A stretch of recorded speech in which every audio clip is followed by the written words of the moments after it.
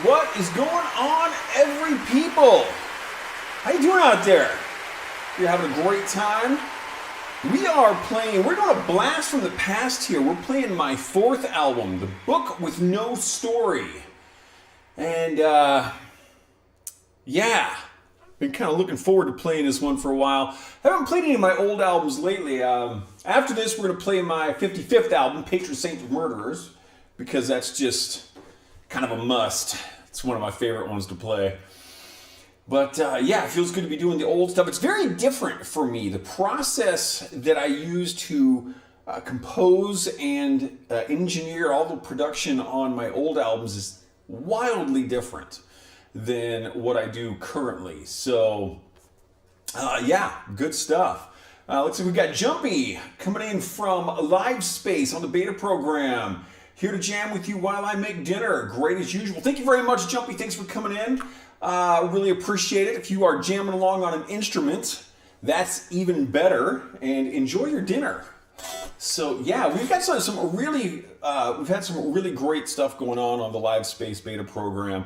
Really happy to be a part of that. We got Hidden One Blade coming in from Twitch. Hello, good to see you again. I think it's been quite a while since I've seen you in our chat, so thanks for coming in. And I also see my parents are coming in, which is great because I got some stuff coming up for my dad here in a few songs. And wherever you're coming in from, welcome. Thank you very much for being here. We appreciate it. Me and the voices in my head, you are appreciated. And if you are playing along on an instrument, this next song is an E-flat minor. So pull out your violins, your euphoniums, your urdus, and let's do this. This is called The Wounds That Never Heal.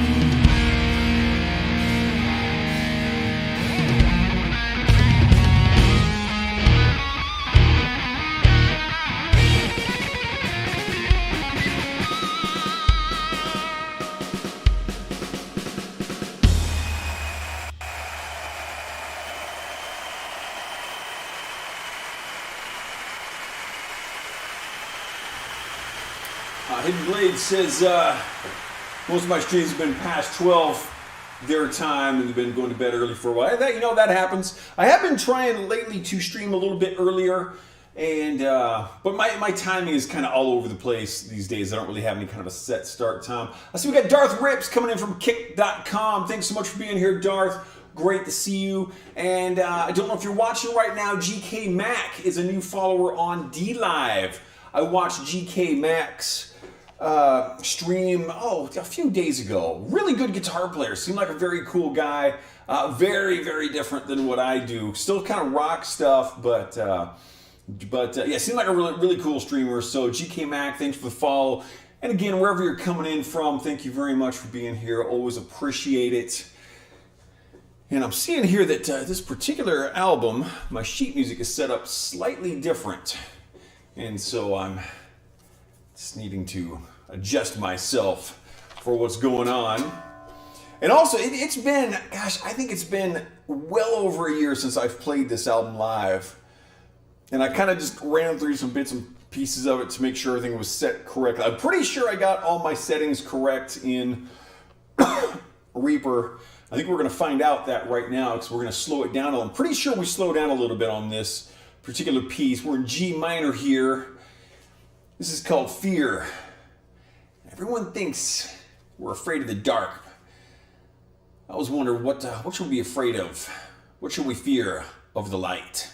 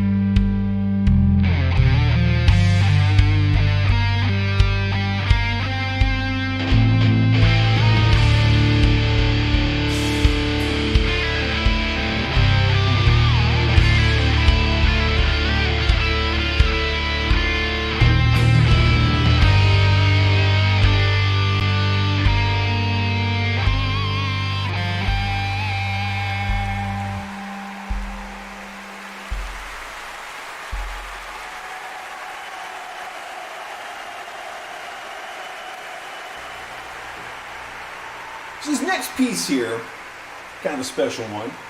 This song is dedicated to my dad. And I've known him my whole life. And this one here, so when I was a kid, there was this box of gears and scrap metal in the garage, this big, thick, industrial style wood box. And that box of stuff, that embodied my dad, the kind of person he was. He was a machinist his entire life. He's watching right now. My parents are both out there. Again, thanks for coming in. Machinist his whole life. He wanted to be a machinist since he was a little kid. He ended up actually doing the career he wanted. Very cool. And so he had this box of gears and stuff. And then we had this record that we listened to. And I had a very good kind of selection of music incoming as a kid.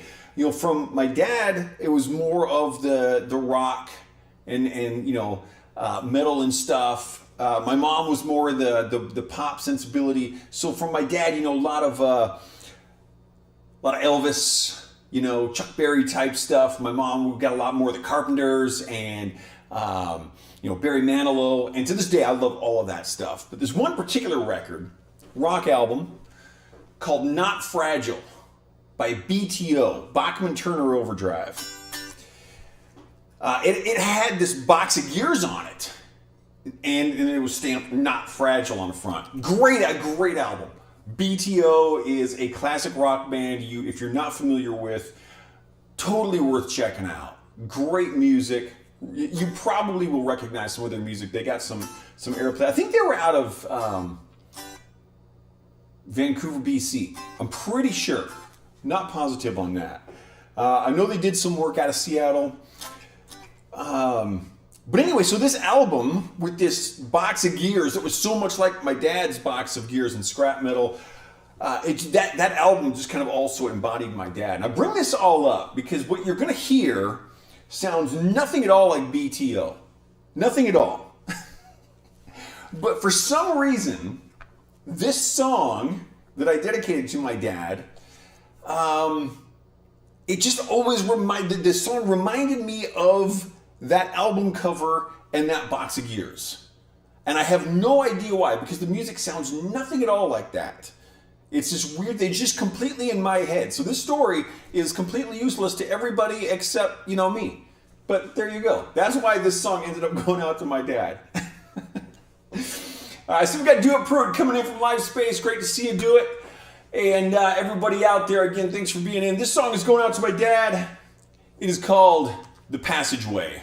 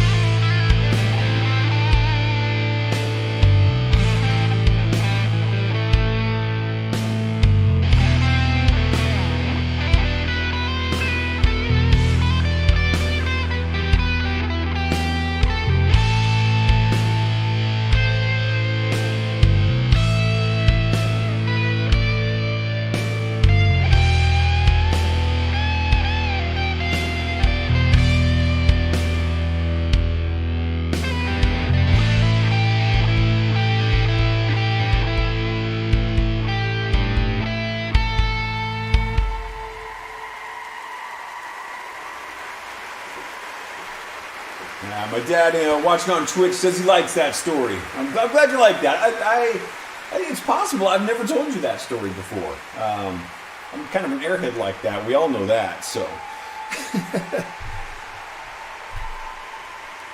Okay.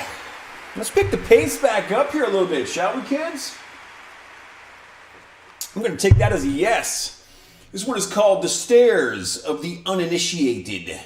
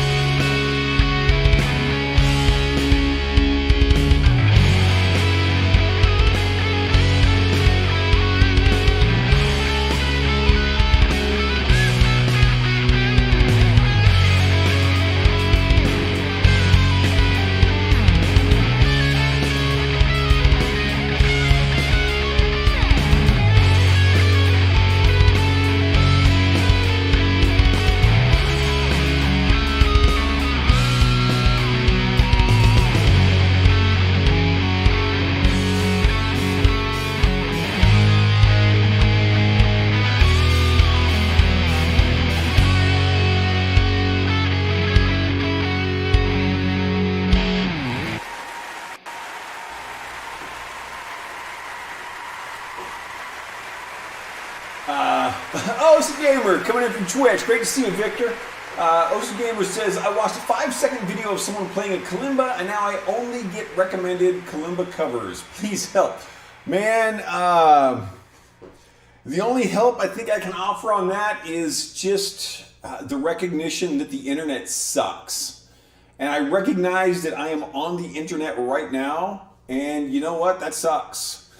The internet is not going to get better. I was just commenting to Sarah the other day, back in 1996, when the internet went public, my first thought was, they need to organize this thing. They need to get a system in place for organization. Like if you go into a library, you know how to find a book because there's a system in place. And no one listened to me because my cuteness gets in the way of my truth. So I tried to fix the internet, no one listened to me, and I'm sorry, but you can blame it on me for not working hard enough. So it's my fault that you all get bad recommendations on the internet. The mad poet screwed everything up. Why? Well, because I'm a jerk. At least I've got a good reason now, huh?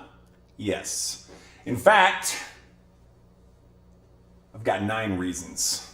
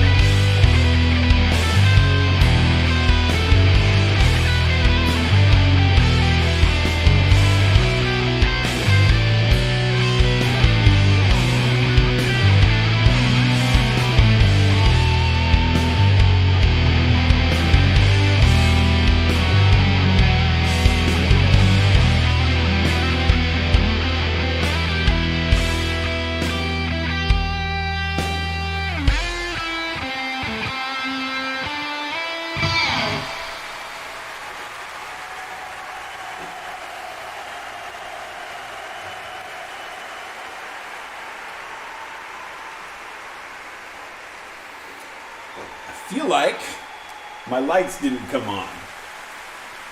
I think you might agree with me based on the visual appearance that we're currently seeing. So my question is, oh, wait a minute. Oh, no. Boom. So I got to check and see if they're going to turn back off. And let's see what we got here. Come on, little computer mouse. You can do this. There we are. Whew. Looks like those lights should have come on. All right, what's going on here? Interesting. I may have gotten something wrong. It's entirely possible. We got memories coming in from YouTube. It says Avengers Assemble. We got an Avengers fan out here. That's awesome. I am also definitely an Avengers fan. I am Team Cap all the way. In fact, in Endgame, when I gotta do something here. In Endgame, when Cap finally grabbed Mjolnir, man, I just about freaked out in the theater. That was amazing. That was so freaking cool. Okay, there, now I can see my mouse a little better. Okay. Okay, that might have been a fluke there that those didn't work. We'll see what happens. I'm just gonna be ready for things. Victor's never seen the Marvel movies. You know, they are worth watching. They're a fun set of films. My personal opinion on the Avengers movies is they're pretty much worth watching up through Endgame. Like that, I really like Thor, the character, and the film Thor Ragnarok is fantastic. This most recent one they did, Thor Love and Thunder, it's like, don't even waste your time. That movie is so stupid. Oh, and I don't like saying that because I think Chris Hemsworth is fantastic and the character is great. It was just a poorly done movie. Very unfortunate. But a lot of them are worth watching, and some of the shows that go along with it. I haven't seen Agents of S.H.I.E.L.D., but WandaVision was excellent. Falcon and Falcon and Winter Soldier, that was great with Anthony Mack becomes Cap. Oh, that's so good. And what was it? The Hawkeye one was, and of course Agent Carter. Sarah and I are both like massive Agent Carter fans. She did this probably about 5 years ago. She made an Agent Carter outfit for Halloween. She made the whole dress. She got the red hat. Oh, she looks so good as Agent Carter. Awesome. Vinny's coming in from Live Space. Good to see you. And Vinny, also, thank you for the follow on Twitch. I noticed that I got a follow from you on there under Vinny of the Dead, which is an awesome username. It says, yeah, they do more. The more they do, the less special they're capable of being, really. Yeah, and you know what? I think a lot of that is, speaking of the word special, it's because they use too many special effects. And I would like to go to the powers that be in Hollywood and grab them by the throat and say, no one gives a crap about your special effects. Write good stories. I would still much rather sit and watch Casablanca. Right? No special effects. Shawshank Redemption. I mean, I think probably the only place they used special effects was the part where the security guard had, Dufresne against the edge of the building. Highest rated movie of all time. Not because of the special effects, but because the script and the production and the direction are brilliant in that film. Oh, Shawshank Redemption. I can't even count how many times I've seen that. So yes, filmmakers, if you're watching, no one gives a crap about your special effects. So just stop.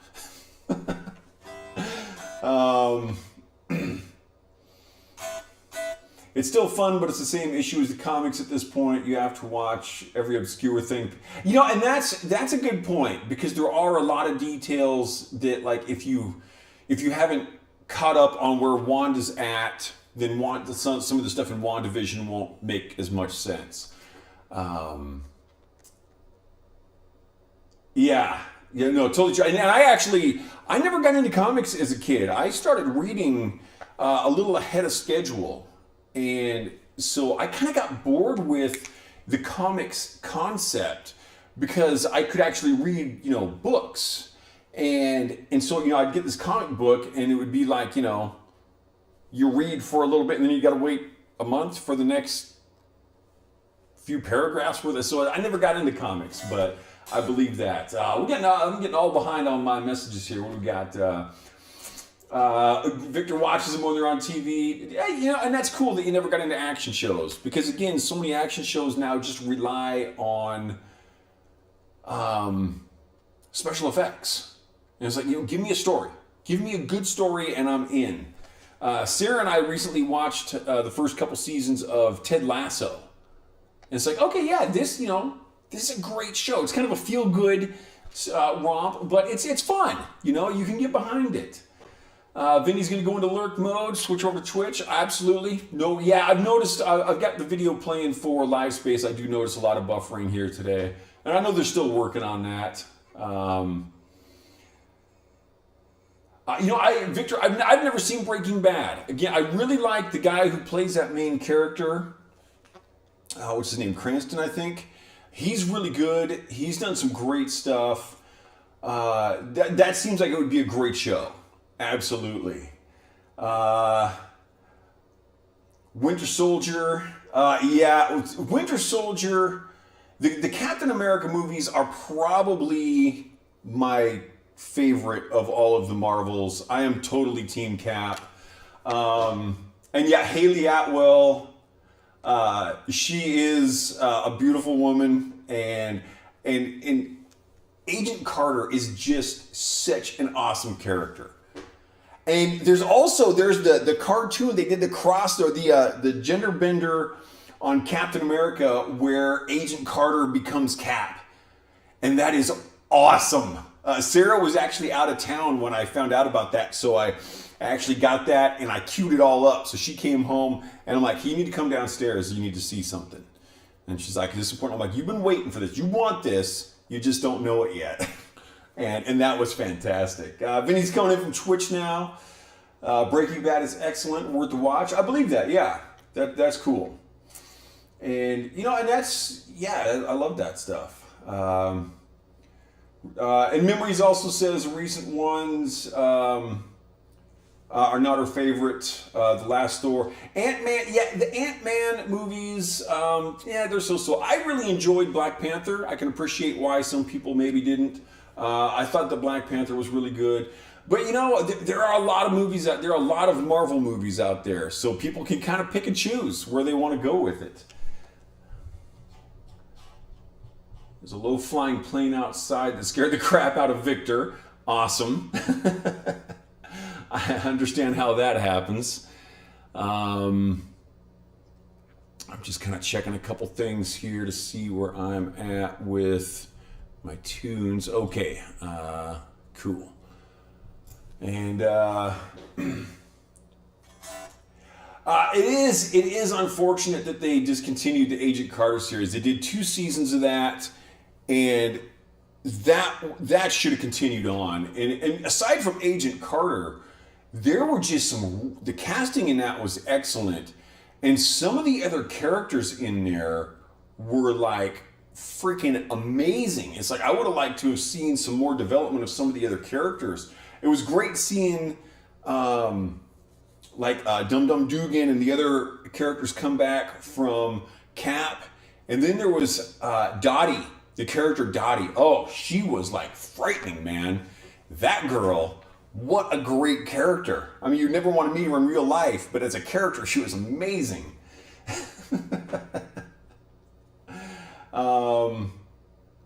Oh, okay, so Memories is talking about you don't like the recent Black... So I haven't seen Wakanda Forever yet. I've seen the first Black Panther. I've not yet seen Wakanda Forever. Totally understand now. And Victor thought he was getting nuked, but that would be frightening, yes. But yeah, no, I haven't... I think I've got Wakanda Forever on my... what's it? Okay, so you're talking about the recent Ant-Man, which I think that was Ant-Man and the Wasp or something like that. I haven't seen that one either. Okay, so okay, Victor or Vinny says Wakanda Forever was slow. All right. First and second were good, but last, yeah, and a lot of times that happens. They start getting something going, they get this good concept happening, and then they just continue doing it. And it's like, be like the Beatles. They put out 13 great albums and then they stopped. Don't be like me. I've put out 66 albums that all suck. Be like the Beatles. Terminator 2, yeah. Aliens, all true. There are good sequels, yeah. Some of them are great, and some of them like.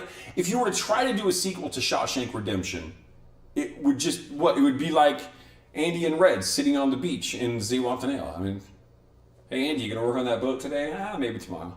I mean that's all that you can get out of you can't have a sequel to that. You go too far and you end up with Terminator. See, I've never seen Terminator later. I don't know if that is actually a movie or. So we got a lot of people in Team Cap over here. That's awesome. Totally awesome. It's like a fiction podcast. Okay, gotcha. A lot of times, the Star Wars franchise, the original trilogy, really good. And then George Lucas started, doing something. Nobody knows what. It was just being an idiot, I think, is what George Lucas was doing in that case. Hey, I'm just going to try something here for a moment. You guys are going to see a different screen, and I'm going to copy something. Is this the one I want? I'm going to try this. So I've been thinking about doing this, and I'll have to set it up. I just want to see how this looks. Let's see if I can get that turned on. No, it's not even working. Okay, I'll have to fiddle with that. Let me see if the other one. That might be it. And paste and see if I can turn that on. Nope. Okay, so I will play with that another time. Victor just went through the last 50 movies on Netflix, and all of them were watched by his parents. Didn't watch a single one. Short military classes. That scene in Endgame. For those who haven't seen it, Endgame is all about time travel. So they're going back and they're seeing earlier versions of themselves. And so there's a lot of comments about that, and it's really, really fun. 2-month classes in French Air Force. Oh, you did the French Air Force. Very cool. Actually, when I was in the U.S. Army, I went to a language school and learned Korean, which I no longer speak. I got out of the military 29 years ago. It's been quite a long time. 94. So, and I have not kept up on my language since that. I should have. The great school that I went to, the Defense Language Institute, is it's one of the better rated language schools worldwide. And spent a year there. It's in Monterey, California. That was, as military duty goes, I mean, the Defense Language Institute, DLI, is pretty much the easiest duty you could possibly ask for. It's really not much like being in the military. I mean, you wear the military uniform, but other than that, it's really much more like going to college for language. Monterey, California, the weather, basically it's like perfect temperature for 50 weeks out of the year, and then it rains for 2 weeks, and then it's perfect again for the next 50 weeks. And that's where I really got into running out there. I started running, I think I started with 4 miles a day and ended up pretty quickly getting up to 7 miles a day out at in Monterey. And man, good running weather out there. It is an awesome place. Oh, and Victor says he watches most of his shows on Singaporean Netflix. They have a way bigger library. Interesting. It's crazy how good the military language. Well, you know, the military language schools kind of need to be good.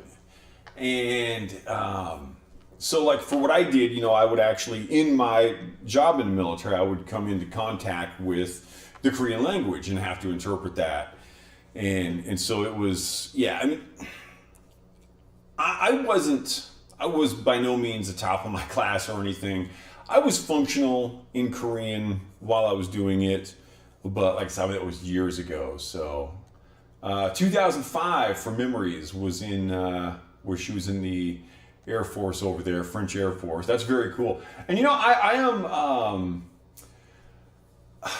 I'm a big fan of people doing military service. I think it's a great idea, particularly if you don't know what to do or where you're going to go. Certainly there are levels of issues that I can appreciate why a lot of people would not want to do military service. I would never say that you should do something you don't want to do, but it did me a lot of good, and I still have some friends to this day that I made back there. How much of the language did I have to learn? I didn't actually have to learn any of it, and it was kind of an interesting setup. It was just 6 hours a day or 7 hours a day, whatever it was, of just kind of normal classroom work. And I would say that we had an interesting thing go on, and I didn't recognize this until after the class was over and someone else told me about it. We had military language instructors, and our military language instructor was a really cool guy. I wish I could remember his name. He was great. But my entire class actually did kind of mediocre in learning, and there was 3 different classrooms in my class. We all started in April, and so our class was referred to as 0490, 4th month of 1990. That was when we were there. And after the class was over, and we did, like I said, kind of mediocre, my military language instructor and I were talking. He said, "You guys got a really bad deal." And what he went on to explain, and this, I didn't even think about this, in many Asian cultures, there's a superstition surrounding the number 4. Because in most Asian cultures, the number 4 and the word for death sound the same. In Korean, that is sa. And so because we were the 4th class, we were class number 4, almost all of the instructors assumed we were going to do poorly. And so they basically gave up on the entire class before we started. There was one teacher who was really good.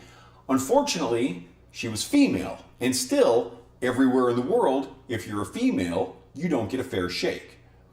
So all of these male teachers were doing a really bad job with us. This one female teacher did her best, but she was kind of stuck in this system.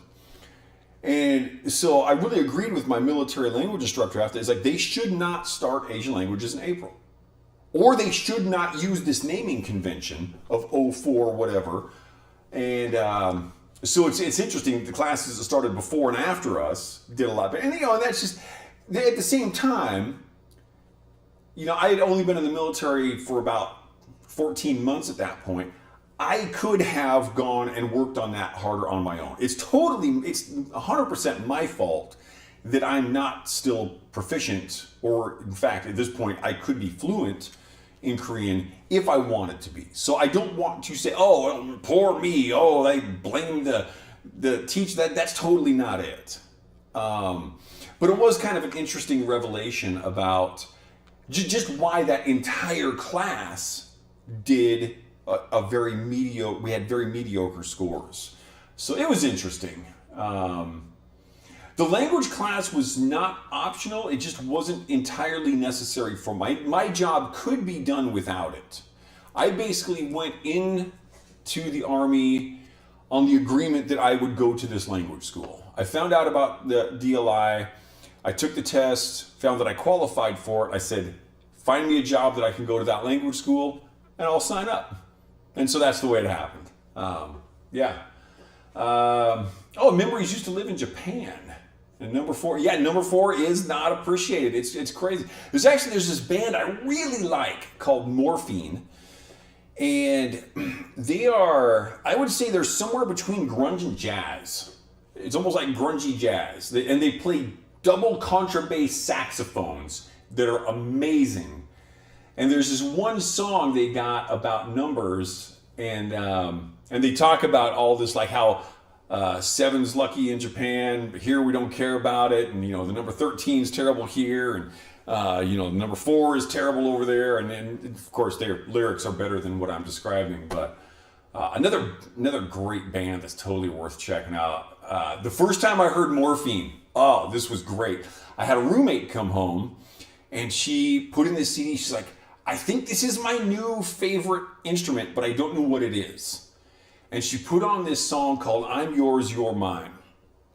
And I'm listening to this, I'm like, I've never heard one, but just from the quality that I'm hearing out of that, I think that might be a double contrabass saxophone.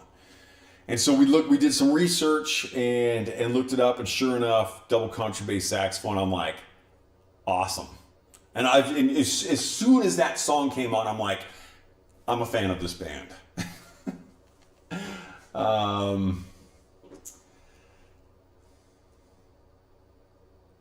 One of your teachers called one of your classmates a stupid idiot in front of another teacher in class for correcting him.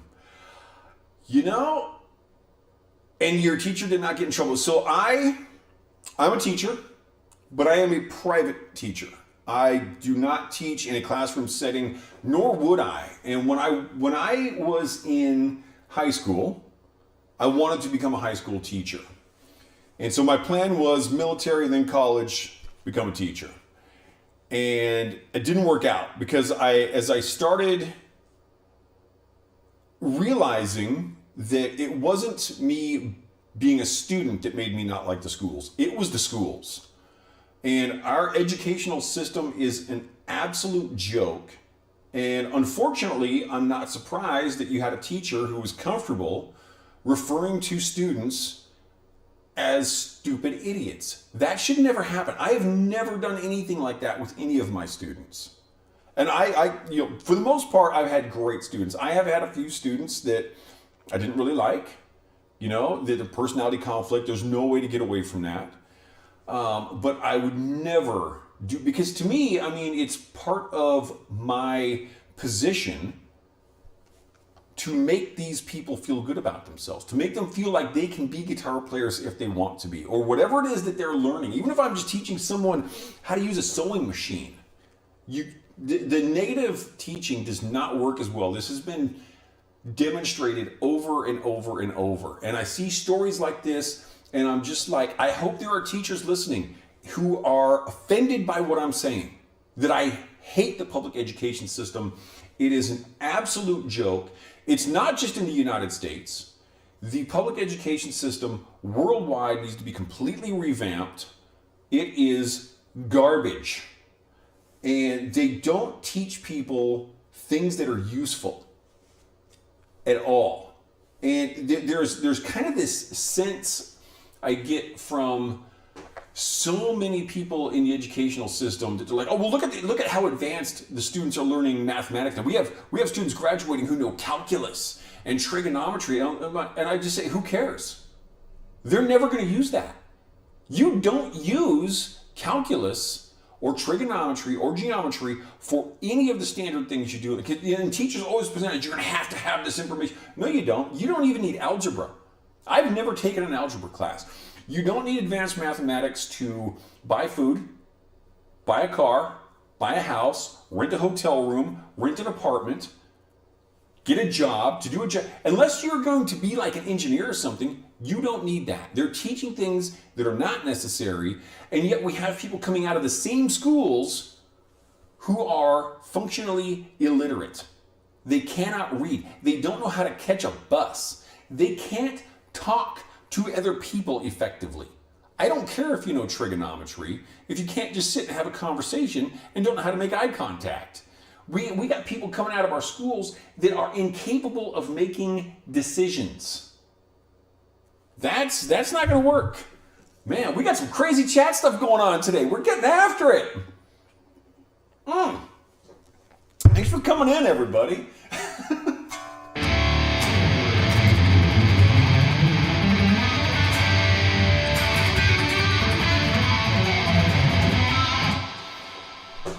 Let's play some music. This piece is called The Master of Nothingness. Oh, I'm not on the right window here. Let's see if we can get this thing going.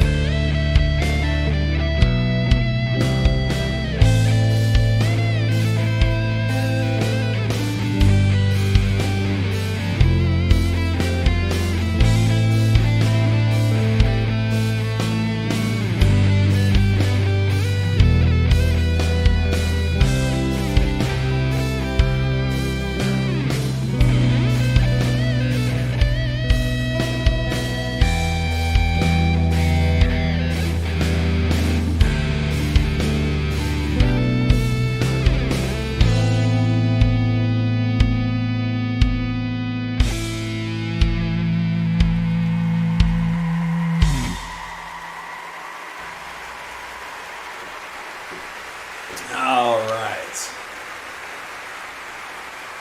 And Master of Victor says, Master of Nothingness. This is literally about me. Average at a lot of things and good at nothing. Vinny says he agrees. Yeah, he agrees with that. ADHD often manifests a new life purpose every 6 to 8 weeks.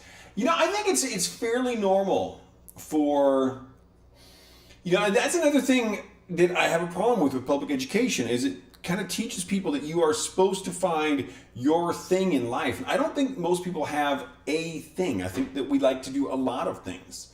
And that it seems like it's kind of sadly discouraged in our educational systems. And I'm not even going to go just to public education here. Just a lot of parents teach their kids that, you know, what are you going to be when you grow up?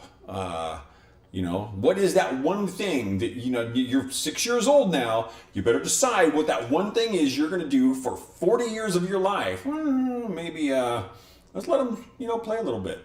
Just let them explore. Oh, yeah.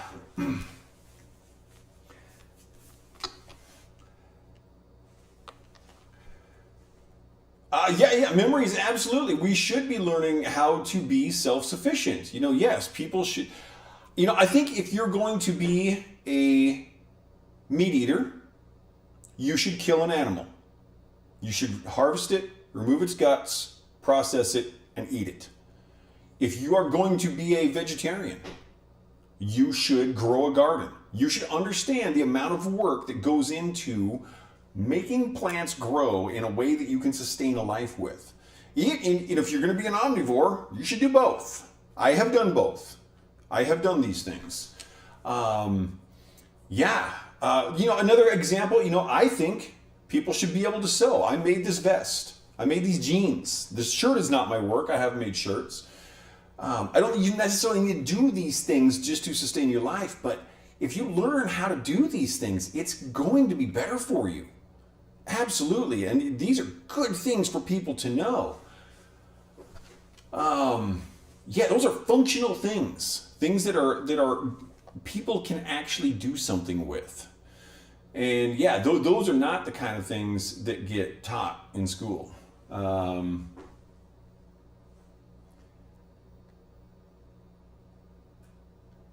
Oh, when it comes to OSU, I haven't improved since I hit 1,000 hours on the game. I'm now at 2,000. I actually didn't know OSU was a game. I didn't know what your username meant. That actually clarifies some things for me. That's pretty funny. Yeah,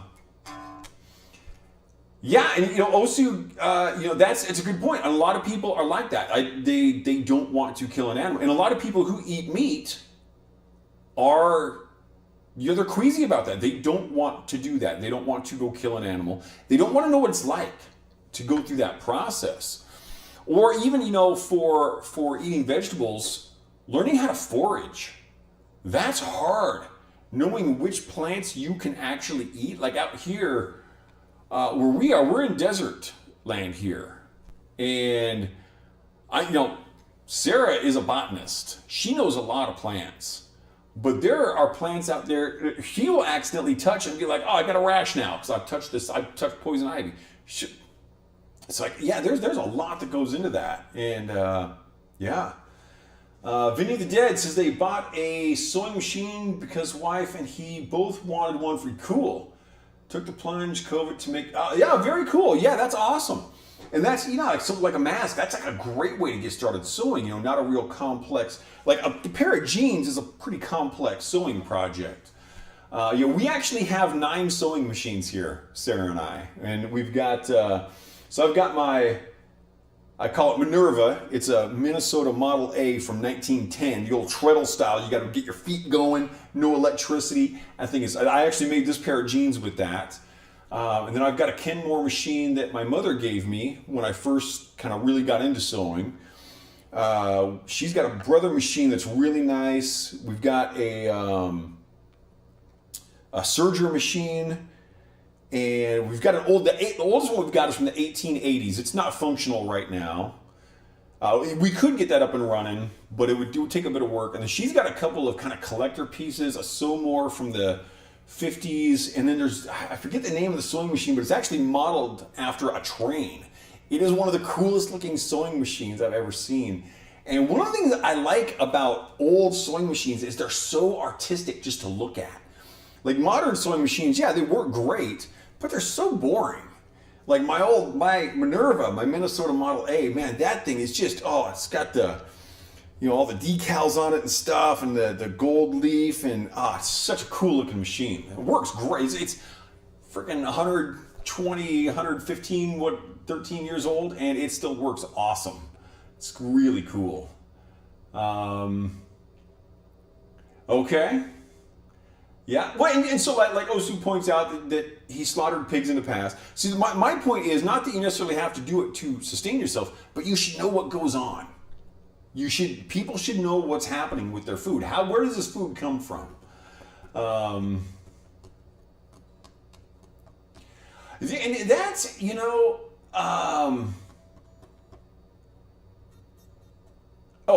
okay, the heavy duty machines that can handle leather, yes. Those are freaking cool. I've done a little bit of leather working over the years for costuming and stuff as well.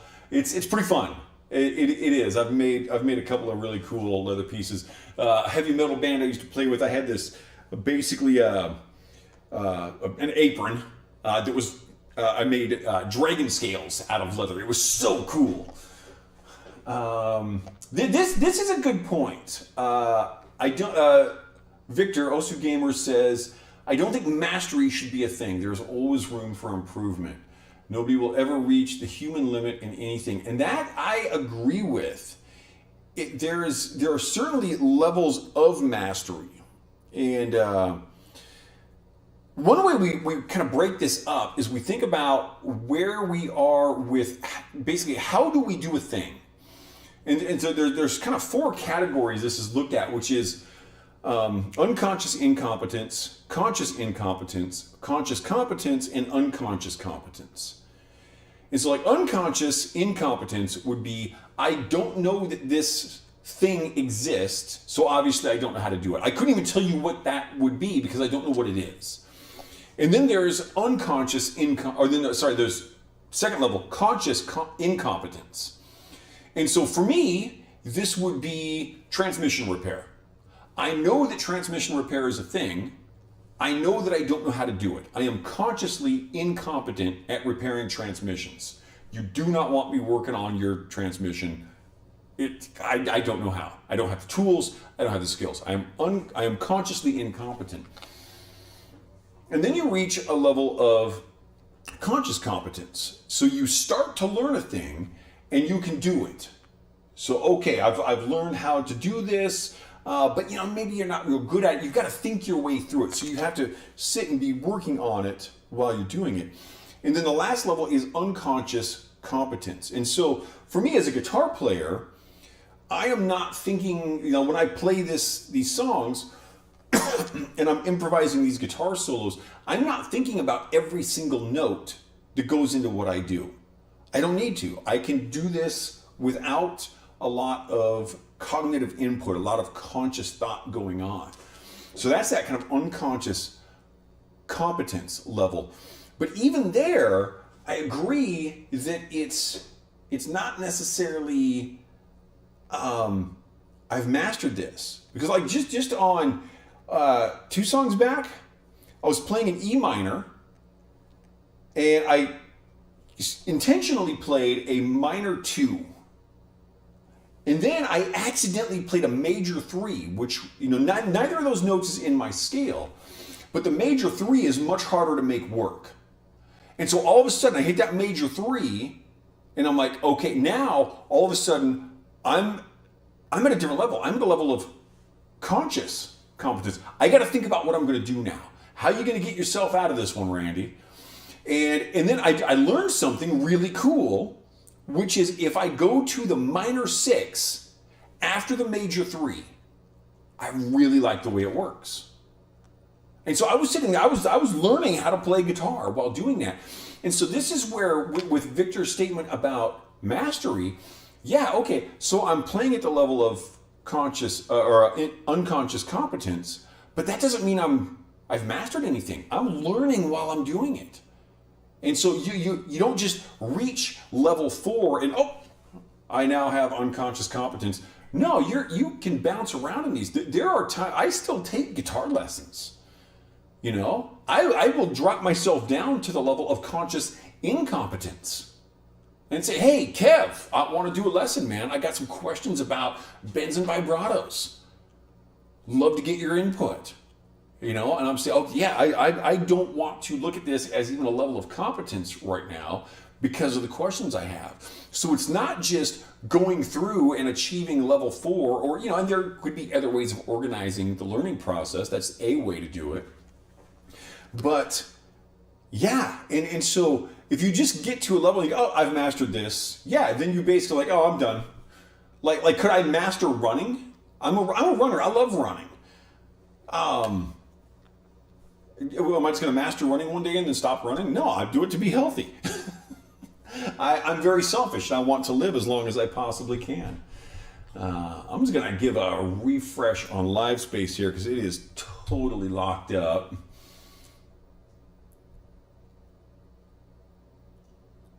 Cool.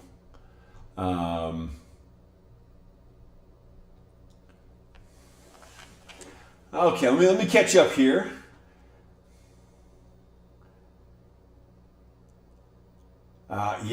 Always improving. Yeah, we just talked about the whole becoming a master. I'm done. What a conversation the stream has been for my evening tea session. I love it. That's great, man. That's totally awesome. Osu Gamer says way above average at Osu, but how slowly I improve. Yeah, you're correct. You'll end up being back to average. That's totally true. And even at that, you know, it's like, and of course, I didn't even know that was a game, so I don't know anything about that game, but it's like, what else could you potentially learn about that game if you continue to play? Yeah, common example of unconscious competence would be, driving is a great example.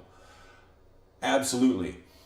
And when, you know, and other drivers being whether they're competent or incompetent, I mean, I've driven the wrong way down a one-way street more than once.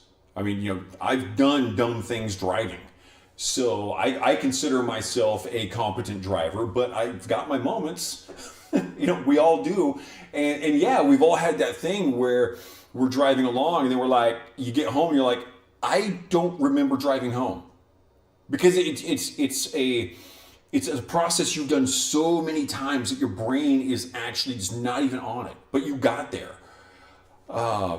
It's kind of crazy how those kinds of things work. Yeah, a lot of things do have that. Hand strength is holding you back. Okay. Aim is inconsistent and shaky. Yeah, again, I don't know the game, so I will totally take your word on that. And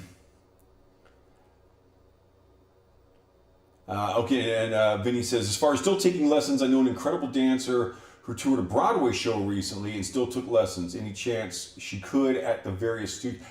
Oh, yeah, and like dance. I mean, dance is such a vast area of study. I have learned a very little bit of tango, cha-cha, West Coast swing, salsa. I've done a little bit of ballroom dancing, and I've also taken some ballet classes. And I'll tell you, like some people would be like, "Oh, you're a dude taking ballet. How gay is that?" It's like, I'll tell you, you go take a 45-minute ballet class and see how much of a man you feel like after that. That will kick your butt, dude. Oh man, dance is so good for you, and that's something that, yeah, you can never know everything about dance. There's just so much going on there. So that's really cool. And even like some people may know of the guitar player Randy Rhoads, famously played with Ozzy Osbourne and died in a plane crash on tour with Ozzy. He was the only band member in the plane at the time. He was known for they'd be out on tour, and when he had extra time, he would go to the local music store and take a lesson. And a lot of these guitar teachers, they knew who he was, right? And they're like, "Why do you want to take a lesson from me?" And he was just like, you know some stuff that I don't, and I want to know about it. And I'm like, that's the right attitude right there. That is the way to actually think about it. Very cool. Vinny's never done dance, know a lot of performing artists. Yeah, just a band nerd. Yeah, absolutely. And yeah, dance is something else, man. And it'll kick you. It'll kick you. It's great exercise. And I would encourage people to take it for a multitude of reasons. I mean, it's going to help you with your balance and your flexibility. It's a very healthy thing to do. And I've got a close friend that he was really lacking in confidence. This is how we became friends. He was asking about, how do I overcome my confidence issues? And I said, hey, let's grab a coffee, and I'll because I used to be a super shy dude. And I said, I'll tell you a little about what I did. And one of the things I ended up suggesting to him, I was like, go take some dance classes. Because if you can't talk to girls, which, is kind of basically the thing, is I'm shy, I can't talk to people. You're going to be in these group sessions, and you're going to have to dance with other girls. And some of them are going to be, 80 years old, and some of them are going to be married, and some of them are going to be stunningly gorgeous, and some of them are going to be really nice, and some of them are going to be terrible. But you're going to have to interact with them. And you're going to be garnering skills at the same time, which is the best way of building confidence. So yeah, dance is so awesome. I should probably do it more, but living out in a little town here, we don't really have, dance classes. I think I'd probably have to go into Spokane for dance classes, and that is way too long to drive. So that ain't gonna happen. But I still practice ballet here at home at times, and I incorporate some of the moves into my exercise. So, oh yeah, and yeah, you got these friends who are a couple because of dance. That is totally awesome. And yeah, you don't have to be trained in it to appreciate it. I think surfing is awesome. I've never surfed. I would be willing to try. I wouldn't expect much out of it my first time, but yeah. Hey, chatters worldwide. Thank you for coming in. Awesome. We got people from France, and I'm not sure where Osu's from. I think somewhere in Europe. I don't know where Vinny's from, but we got people all over the place. So this is awesome. Let's roll this a little bit. I need to play some guitar here. This next piece is called A Mystery Wrapped in an Enigma.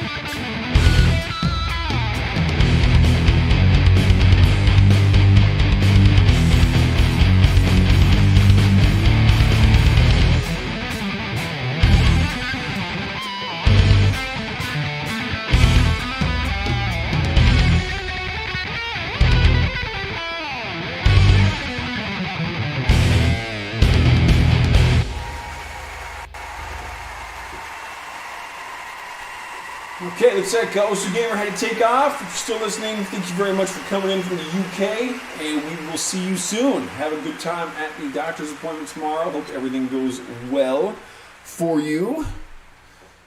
All right, I have no idea. This it's always interesting to me when I play these earlier albums because my process has just changed so very much for how I put together albums, from composition to production.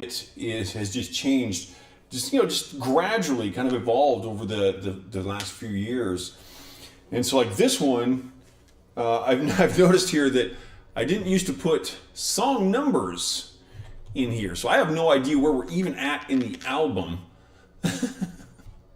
Are we halfway through? Are we almost all the way through? We got, so we're moving in on song number, looks like 9, and we've got 11. Okay, so we got a few going on here. Now, we've already been going for an hour 45. We've been talking a lot this time, which is awesome. So that's great.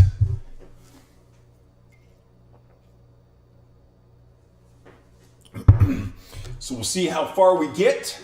I do have students later tonight, so I may not get all the way through the next album.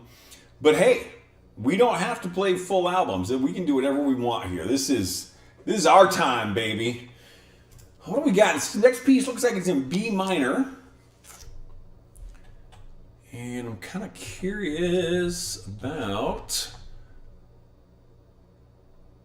I have no idea what this song sounds like. Okay, this song is in B minor. It's called The Last Key. Let's see what we do.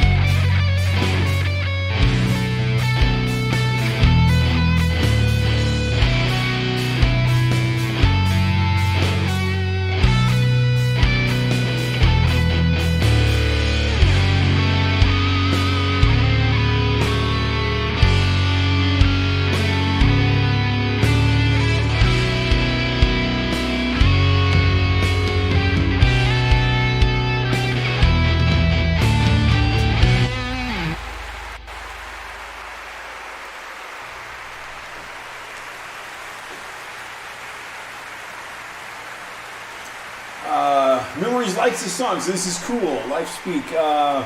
This is a Floyd Rose trim I have on this Ibanez. Well, yes and no. So technically it is a Floyd Rose, and I have the Floyd Rose trim on both of my Ibanez Sabres, this one and the black one there.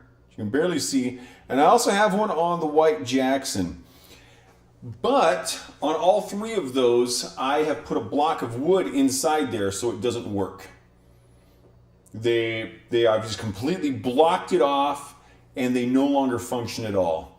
They're just, it doesn't move.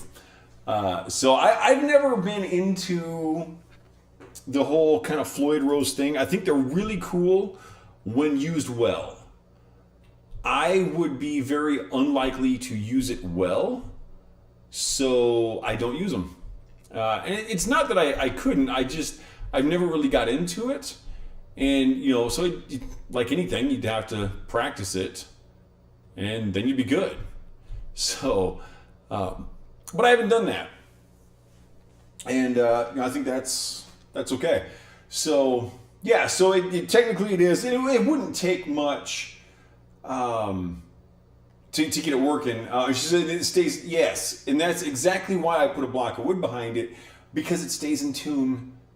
It's so much easier. I will say that the newer tremolo systems are much, much better. And particularly like the new ones on the newer Ibanez guitars are really good. I've got a student who's got a pretty new Ibanez, and he doesn't have nearly the troubles that I have with these. These older systems, there's a lot of good things about them, but staying in tune is not amongst them. And I actually had a recording session. This guy wanted to record some guitars, so I was going to do the engineering for him. And so he came over. He's like, I changed my strings last night, which is good, but his guitar wasn't in tune. And because he had a Floyd Rose on there, he literally, I had 1 hour to work on the recording, and then I had the student. And I told him, like, you got from this time to this time. That's when I can record you. He sat there for 55 minutes tuning his guitar, and then he had to leave. Didn't do a single bit of recording. And I was like, come on. You guys, get your guitars in shape before you get to the studio. This is how you do it. Yeah, it's the same for everyone, memories. Absolutely. By the way, if anyone's listening, go to YouTube and check out the channel for Memories.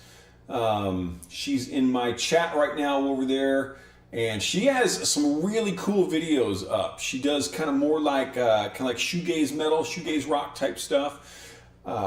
Very, very cool ambience in her music. Very strongly encourage you to check her out. Good musician. So, I'm playing some C sharp minor here. I think this is a slower piece. Again, I feel like I'm going to get kind of bluesy on this, but I'm not sure. Let's find out. This song is called Standing Next to Yourself.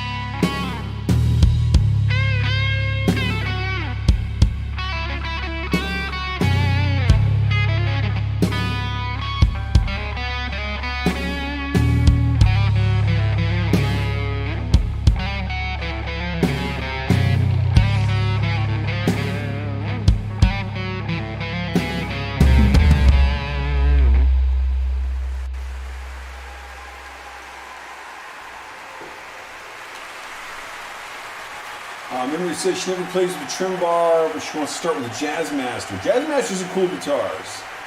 I don't want to install a Bigsby on my Les Paul. It's already heavy. Oh yeah, Les Pauls are heavy.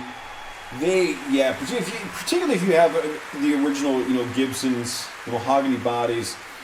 I had a Les Paul stolen from me. That was probably 12, 14 years ago now. It sucked. They're particularly the older ones, great guitars, and the Bigsbys are really cool. And a Les Paul with a Bigsby is a great look, and they work well. If I were to get another Les Paul, I probably would not get a Gibson.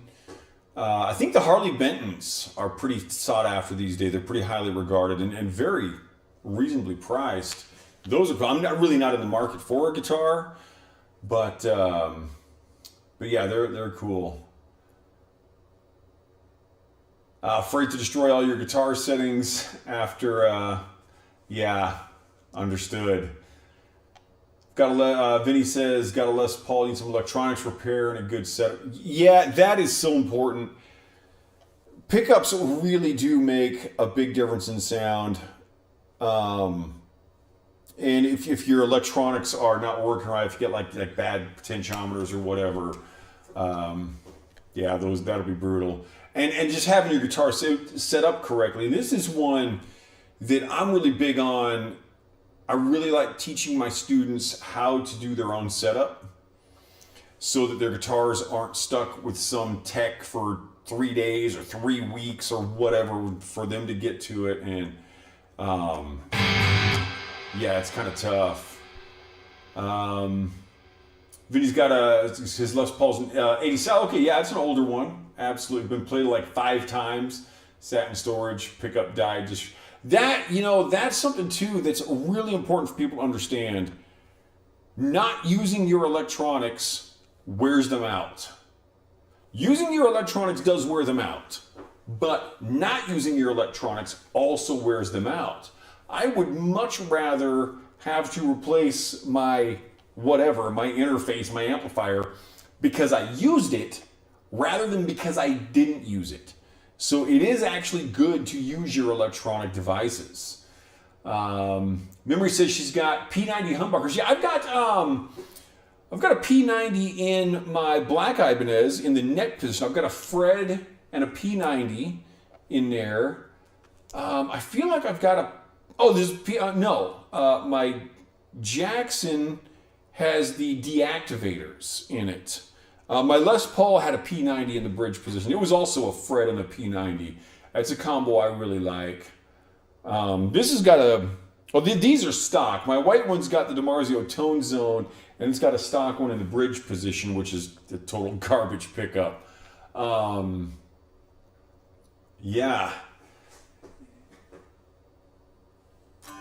Hope the Jazzmaster pickups won't disappoint. Hopefully not. Yeah, I don't really know what comes in Jazzmaster stock.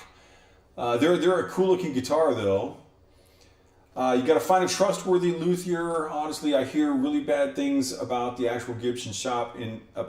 Gibson has proven themselves, and I hate saying this, they were such a great company for so long, but they really shot themselves in the foot a couple years ago. Wasn't ready to start there.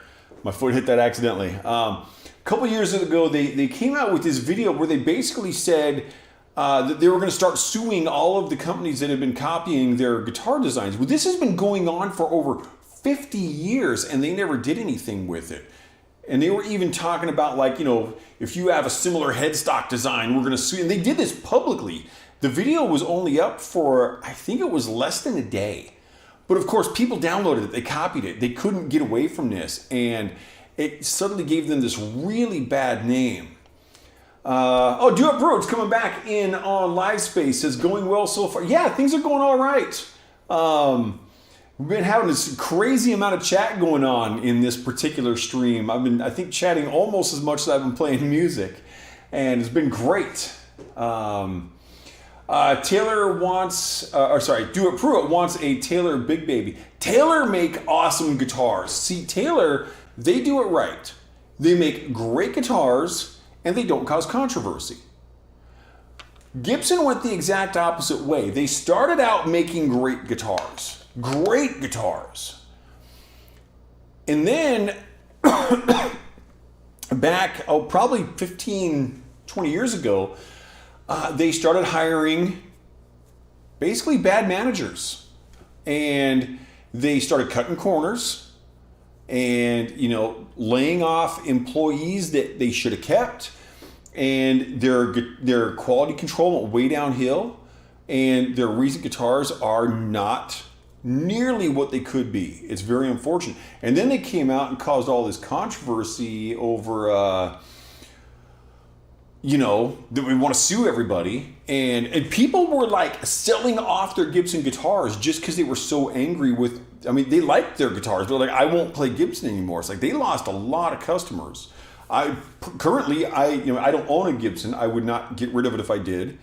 But I would not buy a new Gibson now because I don't like what they did. And it's like, this stuff isn't hard to figure out, guys. Do this. Go ahead and do this correctly.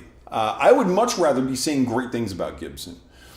Ibanez, same thing. Ibanez, to my knowledge, never was involved in any great big controversy, which, great. And they make great guitars, So this stuff can be done. But yeah, as far as finding a good luthier, that's important. When I had my Les Paul, I had customized it like crazy. And I actually had the fretboard removed and replaced with one that was made of ebony with no fret markings in it. And so you had the little dots up on top here that only the guitar player can see. Well, the luthier actually put one of those in the wrong place. And I went in, I thought, okay, maybe this is just, his kind of thing or whatever. And I went in to talk to him, and it was unfortunate. I said, hey, you put these at 5, 7, 10, and 12. I'm just kind of wondering what's going on because, that's very non-standard and it's kind of throwing me off. He's like, oh no, that's totally standard. All guitars are like that. I'm like, I was like, I'm just gonna stop you here. I've been playing guitar for decades. Please do not try to lie to me on this. I know where the fret markings go on a guitar. And so he starts going around his own shop. And he's like, oh, here, let me show you. And he pulls the guitar down. He's like, oh, no, that one's got it at fret 9. Oh, look at this guitar. And every single guitar, of course, had the marker at fret 9. And I'm like, please don't do this. You can't lie to me about this. And so so yeah, you're right. It can be kind of tough to know where the good luthiers are at. And that guy and I, we patched everything up. He is good at what he does. I don't know if he's still in business. This was probably 15 years ago. He is a good guy. He made a mistake that day. I don't hold it against him or anything. But yeah, if you got a guitar that matters, then you do want to look around. And I would definitely not go to Gibson to have them do work on your guitar. No, it's unfortunate that I have to say that, but I think I kind of do. Craziness. This is the Black Beauty. So Black Beauty, that's the one with the 3 humbuckers. Is that correct? I'm pretty sure I know the guitar you're talking about. That. And no, you wouldn't want to change that much. Absolutely. And then there are a lot of great luthiers out there. There really are. And there are a lot of honest luthiers out there. And again, I'm not even going to say this guy's name because I do not want to belittle anyone publicly. So, yeah. Okay, so your Black Beauty has the 2. Okay, cool. But nonetheless, that's awesome. Yeah, and Vinny and Do It Pruitt are both talking about, I agree with you guys. My video is freezing up every couple of seconds, and I actually had to refresh earlier my live space chat because the video was just frozen solid for like 20 minutes. So yeah, they're definitely, but I know that they're working on that on live space. That's been a thing for a while. Memories says, I got 2 Ibanezes to play metal. One is a Prestige. Both are crafted in Indonesia, I think. Yeah, the Prestige series of Ibanez are very good guitars. Absolutely. My student Tim bought one, an Ibanez, I think it was an RG Prestige. Oh, sorry, my neck just kind of tweaked there. Got that a few years ago, and man, nice guitar, yeah. Martin D28, yeah, those are pretty awesome. Those Martins are also great guitars. You know, I mean, the Martin has been a great name in guitars since what, like the 1930s? They've been around for a long time, and always has been just a consistently very good brand. Like some brands, you know, they're kind of hit and miss, you know, and I would say a lot of the big name brands have been like that. They've kind of had their ups and downs. Martin has been very consistent. And I think Taylor has also been very consistent through the years. They just consistently put out really well made, nicely working guitars. They sound good, they look good, they feel good. Just great guitars, yeah. Martin and Taylor acoustics are just awesome. Probably live happily even if I never own a Martin, but they sure are nice when someone's let me play it. Yeah, actually, I would say there was I forget the model. This again was probably over a decade ago, but I was in a guitar store. And I was looking at this Martin. It was a $5,000 guitar, but I would say it was probably the single nicest steel string acoustic I have ever played. It played so well. I started playing it, and I stopped and I physically looked down to make sure they were actually steel strings and not nylon strings. It was so smooth, and if I had been able to justify it, I would have paid the $5,000 and taken it home. It was that nice. I was not able to justify it, obviously, but that one, I think it was like number like 112 or something out of 150, and it was just very limited run that they made out of. I want to say koa. I could be wrong on the type of wood, but it was a type of wood that only grows in Hawaii. And so it's pretty hard to get, and so they made it, that guitar was just unbelievably nice. It was so cool. I know we got Do It Prude also on Twitch. Awesome. Been a rough day over on Live Space. Yeah, they're gonna get it. They're gonna get it. DiMarzio Fusion Edge is a great. I have never played the Fusion Edge, so I like DiMarzio a lot, and I actually talked to Steve DiMarzio years ago, actually when I was wiring up that Les Paul. He was super cool. The founder of DiMarzio Pickup, Steve DiMarzio. And I called up there because I was looking for a wiring diagram. He answered the phone. We talked for a while, and he emailed me a wiring diagram for what I want to do for the special switch that I had picked up, a 3PDT, three pull double throw switch, and it just made it so. It basically made it so I could do full humbucker, or I could make a humbucker out of my two inside coils. They would work. It was so cool in the middle position. It's awesome. I've got the same setup in my Jackson actually, and that was super awesome. But so with DiMarzio, I've got a Fred P90 and Tone Zone. And the deactivators are the pickups I've used, and I love them all. They're great. Prude's got an F335 that cost me around $100, and that's the thing too. You don't have to have an expensive guitar. Funny thing, so this, nope, not that one. That is Sarah's. Okay, so this acoustic guitar, that's my main classical. That is an Aria AC80, AC120, something like that.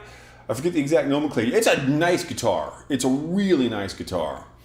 And they probably go for around $3,000 these days. I bought it 20 years ago, so it was significantly less expensive at the time. But it's a really nice guitar. And so in my classical guitar shows, the very last piece I play is called Koyan Baba. I have played it live before, and I need to get some more classical going in these shows. So that one requires a completely different tuning. And on classical guitar, that's harder than on steel string guitars. So I would often play a second guitar. My friend Deirdre would often lend me her guitar for that. And I put pickups in her guitar so that we'd have the same pickups and everything. And that guitar was probably worth about $50. And really, no one could tell the difference in sound. It's just, we think that these expensive guitars are really so much better. They're really not.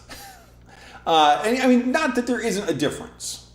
There are absolute garbage guitars out there that people should not own, it's unfortunate. But yeah, you can have an inexpensive guitar be absolutely fantastic.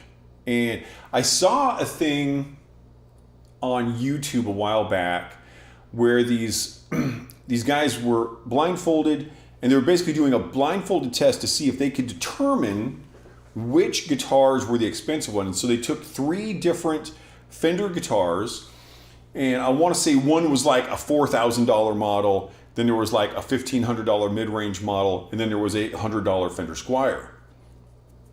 And they had a really tough time with this. And the mindset is, that $4,000 guitar is going to feel so much better. And the funny thing is, both of them, when they grabbed the Squier, their initial reaction was, this guitar feels and sounds great. They picked out that it was the Squier because the knobs were cheaper and they didn't turn as smoothly. And so, okay, wait a minute. That's not what makes a guitar great or not, right? They thought that their initial thought was that the Squier was an expensive guitar, the little cheap entry-level model. And so if you take a Squier and you upgrade the electronics, you got a good guitar. Yeah. And a lot of people don't like hearing this because they want to think that their, $6,000 guitar, whatever, really is worth it. It probably isn't. Sorry, that's just it's this new thing called life. Sorry. Yeah. The old Harmony guitars, those things are awesome. PAF. Oh, you were talking about a P90. I am so sorry. Every time I said P90, I do not have P90s in my guitars. I have PAF Pros in my guitars. I don't have any P90. I saw P90 in chat, and I totally interpret it in my brain as a PAF Pro. I've got PAF Pros. The P90, I think, is the Silk Bar type pickup, which are also very cool. It's like a wider single coil. So it's got kind of the single coil feel, but it picks up a wider field. Very cool. Yes. Oh, I was totally thinking wrong on that. But yeah, the Harmony guitars, really cool. Darth Bizzle coming in from Twitch. Thank you very much for being here. That's funny. I've got a Darth Bizzle on Twitch and a Darth Rips on Kick.com. Very cool. It's all an illusion. That is so true. There's so much placebo effect in whether a guitar is good or not. So much placebo effect. A fancy paint job will make you think the guitar is better. Hey, just playing with distortion makes a guitar physically feel different to the player. What's my take on ebony fretboards? Love them. Absolutely. But the thing is, if I was blindfolded, I couldn't tell a difference between a pine or a rosewood or an ebony fretboard. I like the way they look because I like dark fretboards. As far as sound, I don't think it makes any difference. And like I said, there's no way I would be able to physically tell what type of wood a fretboard was made out of. And Memories did verify that the P90s are in fact the Soap Bar pickups. So yeah, I was totally thinking of a PAF Pro, but you were talking about something different. Do It Pruitt says, love the chatting. Nice to see the personality behind the guitar. Thank you very much. I really appreciate that. So yeah, and Darth, I mean, it's a great question though. I don't know how long you've been on. I was talking earlier that I used to have a Les Paul that was stolen. It was stolen about 12 years ago, and prior to it being stolen, I had actually had the rosewood fretboard removed, and I had it replaced with an ebony fretboard, and it had no fret markings on the front, and it looked awesome. It was a completely black Les Paul Studio, and I had changed all the electronics. Really cool looking, and it just looked so sleek with no fret markings in it at all. Yeah, it was good. That freaking guitar was a magic one. And to hear, you know what happened? Again, my fault that guitar got stolen. I'm going to blame the thief as well because they stole my guitar. But I left it in my truck, went into a dance class. Hour later, I come out, my guitar's gone. Why did I leave the guitar in my truck? Don't be stupid. Take your guitar with you.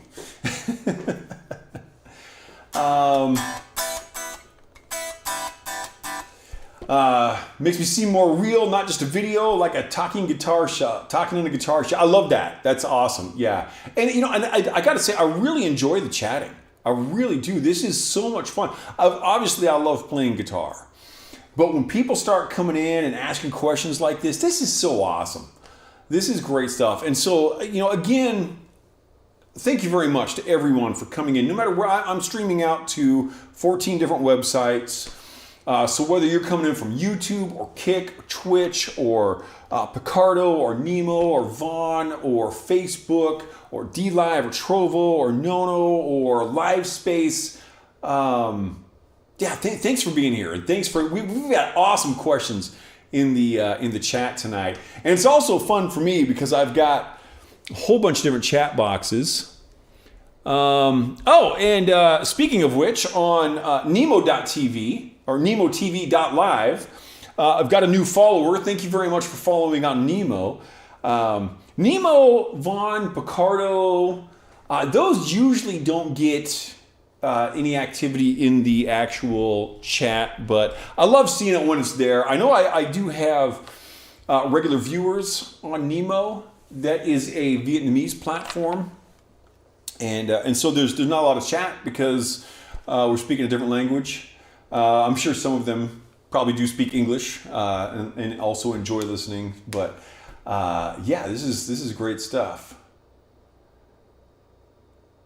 And Darth Bizzle, oh, thank you for the compliment. Darth Bizzle says, what blew my mind about this dude's stream, it's super high quality and very much in the moment.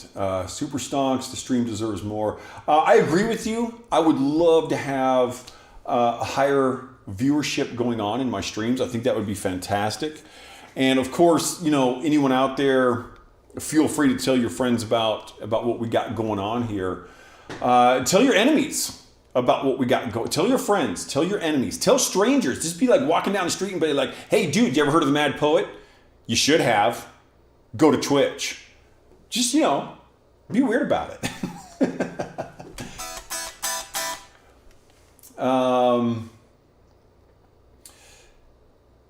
Vinny says, I always like the music streamers take the time to set up a nice visual experience. Yeah, and you know, the very first person I ever watched on Twitch, which was really, that's where I started with viewing and doing live streams, was a guy, his name's Monty. He's also from here in Washington State.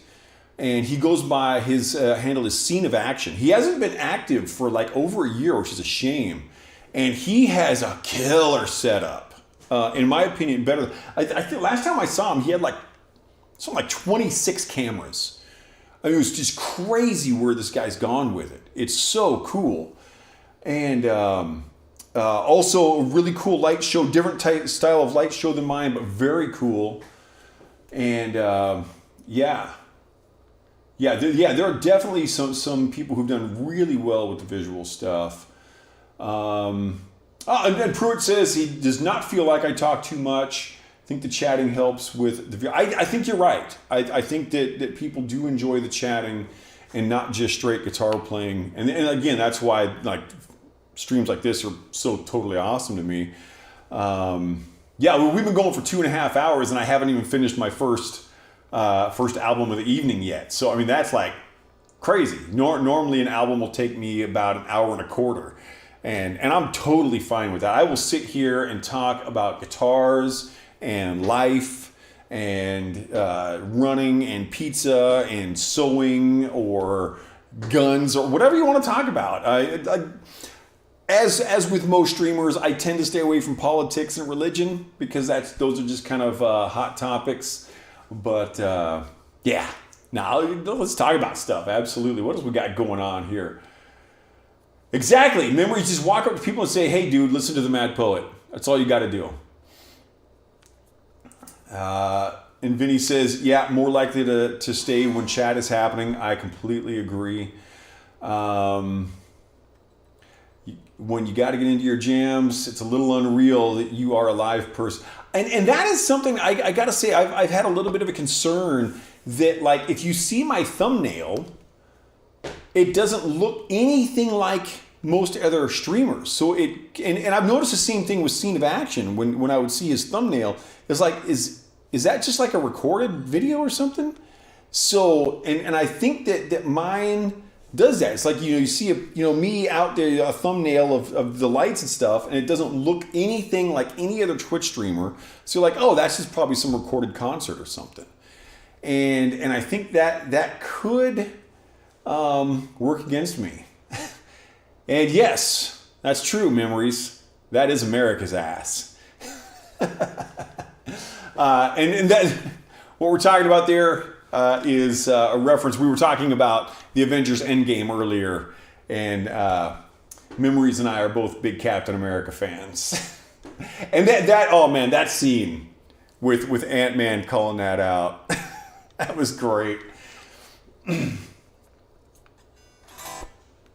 seem, Darth says, you seem too good to be real, if that's a good thing or a bad thing for what you're going for. Yeah, and that's, thank you. Again, thank you for the compliment. I mean,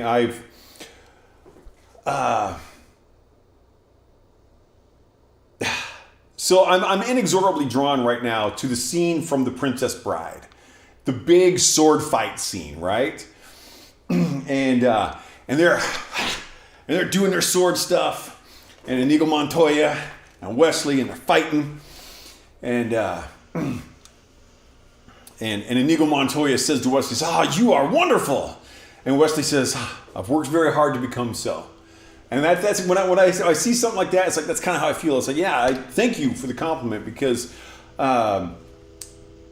playing guitar did not just come naturally to me. I have worked very hard to get where I'm at. I mean, and just like building this light show was such an absurd amount of troubleshooting and getting things in order. Crazy but it's so much fun too. Steve from Livespace says, "Are you a live person? Maybe AI. Almost too much sound for one real person." I'll tell you what though. I'm going to answer this way. Every time you get, you're on the internet. You guys may have heard of the internet. I'm not sure if you guys have ever been there. Cool place. So you're on the internet and you'll get that little pop-up thing that says, "Are you a human?" And every time I read that in my mind, I always read it as, "Are you human?" And I answer it, "Yes, but I would like to be a robot." And ooh la la, says Memories. Yes, and that is a reference to my smoke machine catching on fire video. It is the glass. The reason I wear sunglasses on stream is I don't have a way to turn my camera around here, but I have 3 rather bright lights right in my face. And this kind of hurts. So there have been a few times that I have forgotten to switch from my regular glasses right beforehand, and then half a minute into the first song, I'm over here like trying to find my sunglasses and shove them on. The glasses are 100% functional.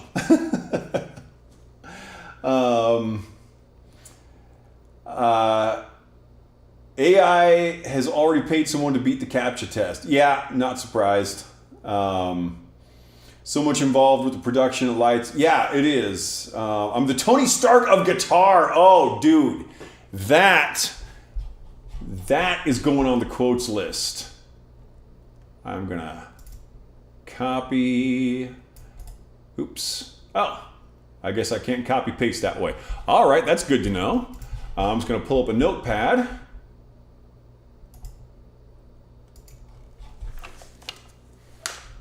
The Tony Stark of guitar.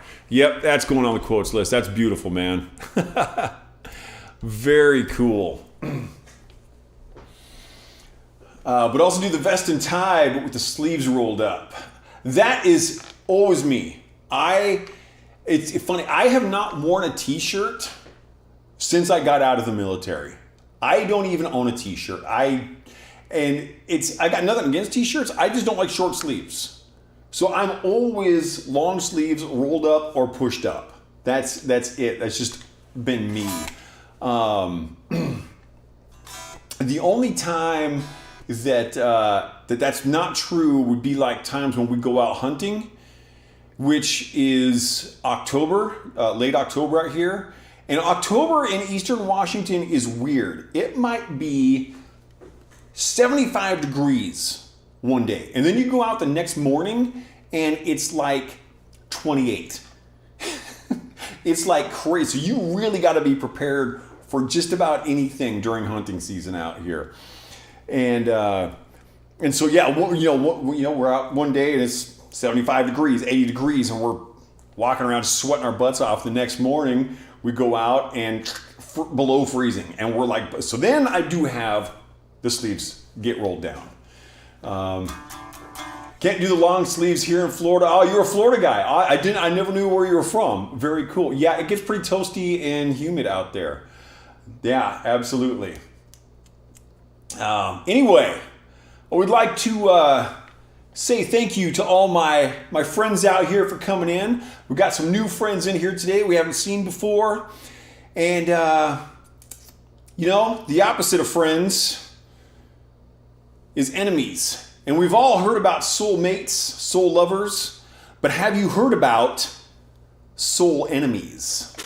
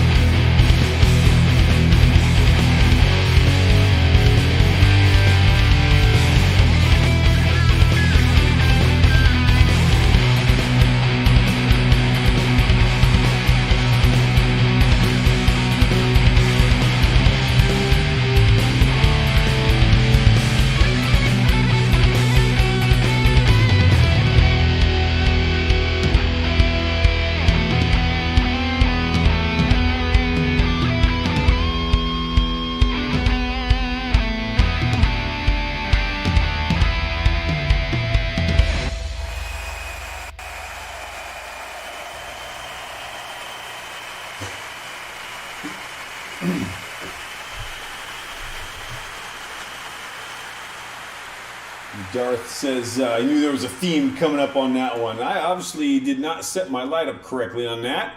Boom, let's turn that on. Let's switch over here. The old switcheroo, as we so often do with Mad Poet stuff. A little of this, a little of that.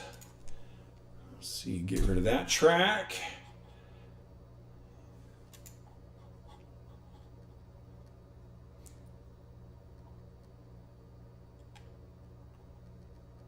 Vinny says it's nice here, friendly with mild seasons, still on the warm side.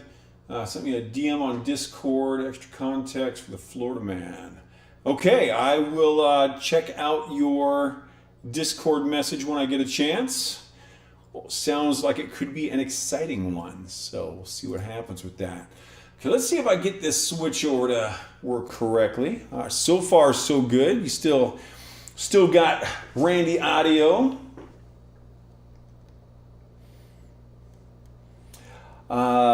Yeah, sometimes I agree, Memory. Sometimes my thumbnails do look really cool from this live stream. The light setup, yeah, there are some good ones in there, and that is pretty awesome. Okay, let's see if we can get this open back up. Now, how are we doing on time here? 2 hours, 40 minutes deep. Means I've got about an hour 20 left. Yeah. Actually, I might not even have that much because of my students. So I'm probably not going to be able to play all of this particular album. I'm queuing up the Patron Saint of Murderers. And I think I'm going to skip the first song. Go straight to the title track, which is the Patron Saint of Murderers. This is an album and song title that I got off of the one video game that I actually play. It's called City of Heroes. And I clicked into another player's bio, and they described their character as the Patron Saint of Murderers. So I sent them a little message saying, that's going to be my next album title. Watch for it. And I did send them a message when it was done. I don't know if they've ever been able to get in and watch my live shows, but yeah, very, very, very cool title that I got off of that person. And as soon as I started writing this song, The Patron Saint of Murderers, I just knew this is going to have harpsichord all the way through it. And I love the way this song came out. This is The Patron Saint of Murderers. Oh, I got to hit that one more time because of what happened. Boom.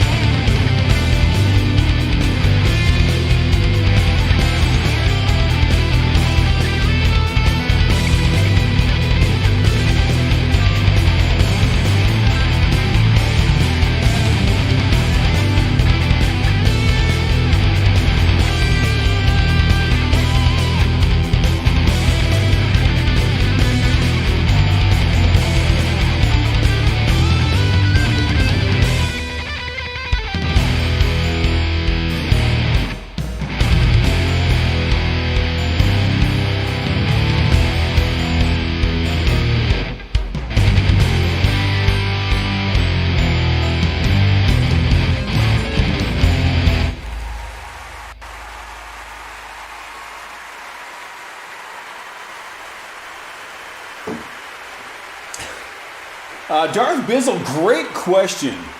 Says, you were accused of being an A earlier, I laughs. What is your opinion on the way AI will impact music in the future? This is a fantastic question. And the ultimate answer is, I don't know. But there are some possibilities. You know, so though I don't have an answer, I think it's a worthwhile discussion to ask how this is going to impact things.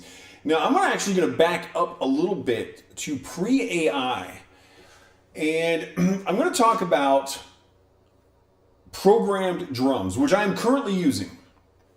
The drums on this album are programmed. In fact, the drums on my second album through my 66th are all programmed drums. My first album, I did use 2 different live drummers who were both fantastic.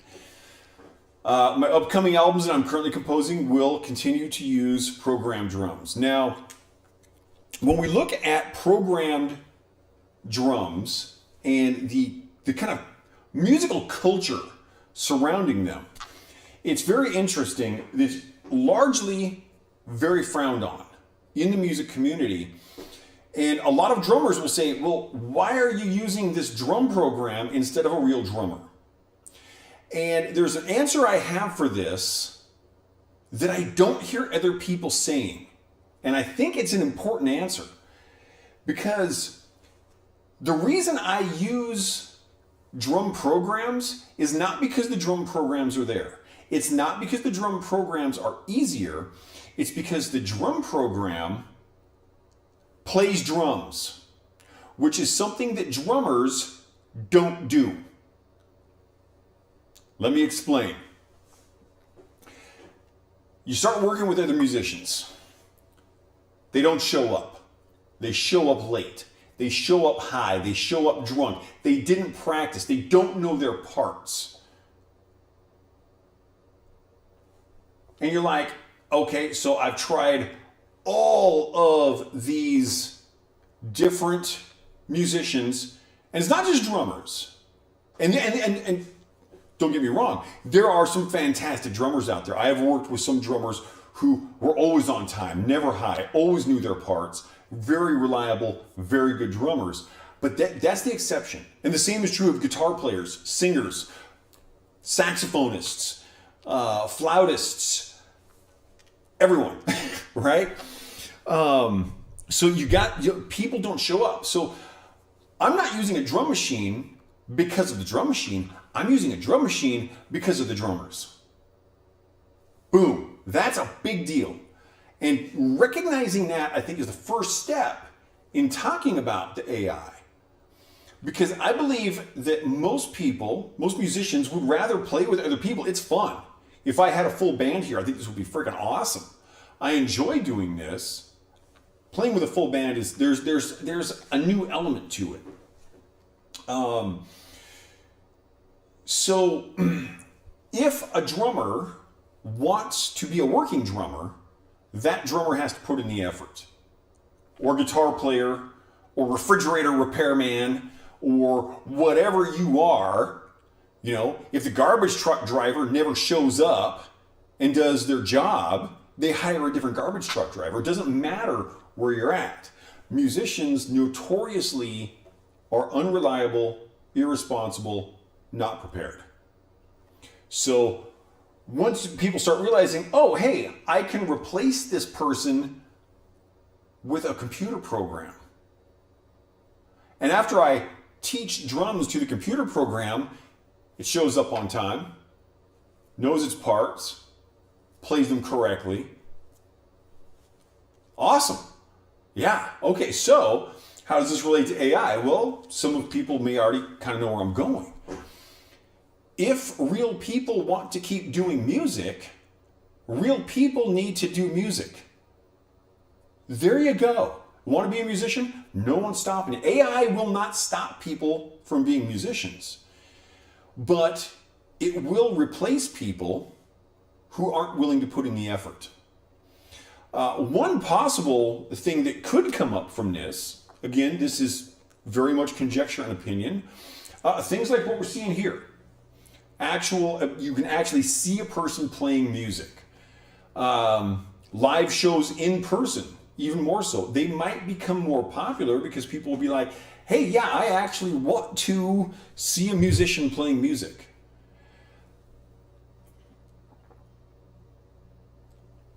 There's a type of concert I used to do. I don't do it these days because we're living in such a small town that it would be fairly limited, the viability of this, but I used to do house concerts. And in a house concert, I would actually go out and play a concert in your house or your garage, your backyard, your whatever. I did quite a few of these, and it was normally classical. I did a few with rock guitar, but mostly it was classical guitar. And it's an interesting live experience. I have been in the audience for house concerts, and I have been the performer at house concerts, and I like both of them. It's an excellent way to experience music from either side. I'd say really on both sides, there's an intimacy to that type of performance where, when you're the guitar player on stage and in this garage or backyard or living room or whatever,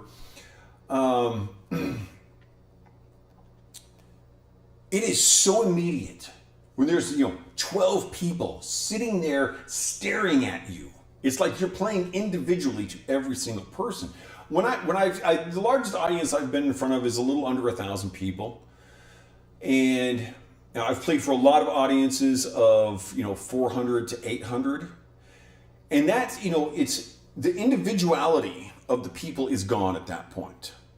And really, like the theaters I would play in, you can see the first 2-ish rows of people, and beyond that, it's just they're out there, right? And so I'd say once you get above like 50 people or so, it's just kind of an audience. It's you're playing to this one very large entity, but there's something very immediate about that. So I could appreciate why things like house concerts or even street busking, you get some dude out on a bridge where everybody's walking in New York City and he's got a slide guitar or a saxophone and just going for it. I think people may start to really have a greater level of appreciation for that kind of thing. And hopefully the inclusion of AI will be used well. So I think that's, for me, the biggest question is, will we use it well? I hope that I use my drum programming well. I think particularly on my last 2 albums, I've done my best work as far as the actual production of those drums. And when I was working with my friend Ray, he helped me on the production on my last, on my 65th album. And he actually thought, when he first heard it, that it was a live drum set, which made me feel really good about it. So hopefully I use, and like the harpsichord you just heard in that last song, I don't have a harpsichord. I couldn't play a harpsichord well enough to do that if I did have one. So that is also programmed. If you hear pianos in my work, if you hear a string section in my work, those are all programmed. And so, it's all going to come down to how do we use that AI, and that's a question that we won't have an answer to until it starts to really happen. So the impact, it could go a lot of different ways, and it could be both good and could be bad. And I think it will. I shouldn't say it could be good or bad. It will be both good and bad. Is probably the best answer I could give, and it's going to be dependent upon how we use it. So, what else do we got here? Emerging tech stands to change something like this. People claim it's going to be a horrible... Yeah, absolutely. Yes, that claim that it's going to be terrible and ruin people's livelihood comes up every single time. Darth Bizzle says he's one of those. I'm not sure what he's referring to because I've talked about a few different things. I'm not sure if you're the drummer who doesn't show up or if you're the person who thinks that it will ruin everyone's livelihood. Or maybe you're one of the drummers that does show up. I'm not sure. But always a place for a band worth music. Yeah, absolutely. There's always a place for live musicians. I don't think that's going to change. And you just have to be the musicians who are willing to go out and be those people. Situation where technology allows us to be so much more efficient of our own without having to rely on others to be reliable. That's a great point. And that truth that you just stated is what has enabled me to release 66 full-length albums. 62 of those I had no help with. It was 100% me. I had minimal help on my last two, and that's just my friend Ray helping me with get the production ready. And then for my very first album, I had the guest musicians. I had 2 drummers and a bagpipe player, a few guest speaking parts, and of course Dave, a very awesome producer / engineer who did the recording on it. And I learned a lot about recording from that. It was like a 6-year in the studio thing here and there. Do you lose something with that? Unfortunately, I don't know what that is referring to. If that's referring to like the programmed instruments, I'm gonna imagine that question is referring to the programmed instruments, and I'm gonna answer it thusly. On some instruments, yes, but that gap is closing quickly.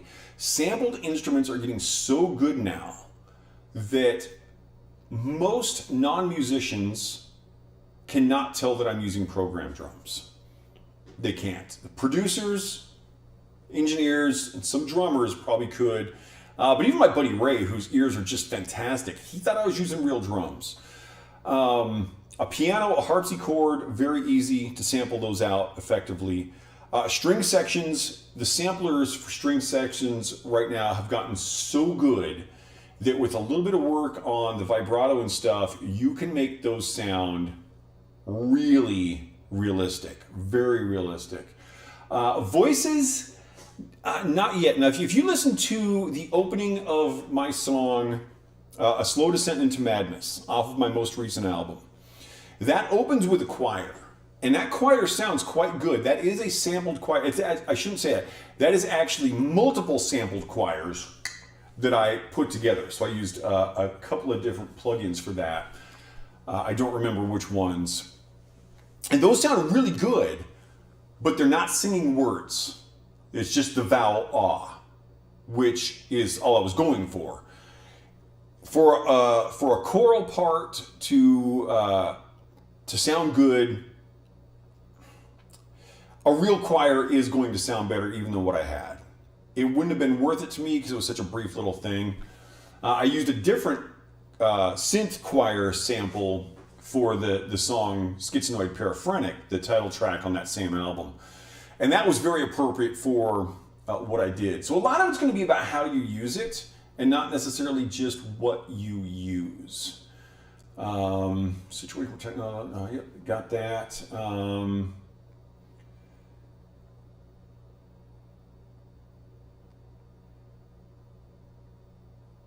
Isn't tension a big musical? Tension is absolutely a big musical thing. Like, doesn't the chaotic dissonance sometimes make for better music? 100% yes. And that, I would say, has nothing to do with how music is played. That's music theory there. And so, for example, tension in music, and we often think of this as consonance versus dissonance. So if we have a tritone, which is mathematically the second most dissonant interval that we have, the most dissonant being a minor second. So we have this, but if we use that as a resolution, it works really well. Or I could illustrate it more like, and that will sound even better if I back that distortion off. Tension, release. Now this is a gross oversimplification of how tension and release can be used in music. But yes, it's a massive part of it. And so this is like my longest standing all-time student, Susan, is a composition student. She's a very close friend. She's a wonderful person. And she has really grown as a composer. She composes primarily for choirs, writes a lot of choral music. She has done a little bit of orchestral stuff as well, some piano pieces, stuff like that. And she does just great stuff. And so, this is the kind of stuff that I love getting into because she's been doing this long enough. She's very advanced with her music theory. And so we go very deep on this stuff. And we're talking about all kinds of ways of using this stuff and hiding dissonances and bringing them out. And it's just fantastic stuff. I see we've got a Chad Drums on Kick coming in. Thank you so much for coming in, Chad.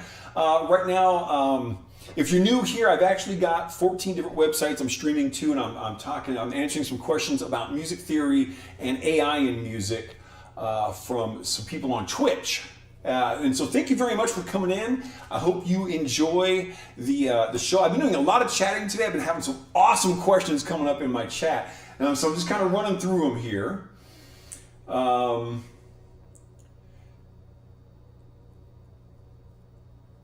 But Metallica, Metallica is a great band.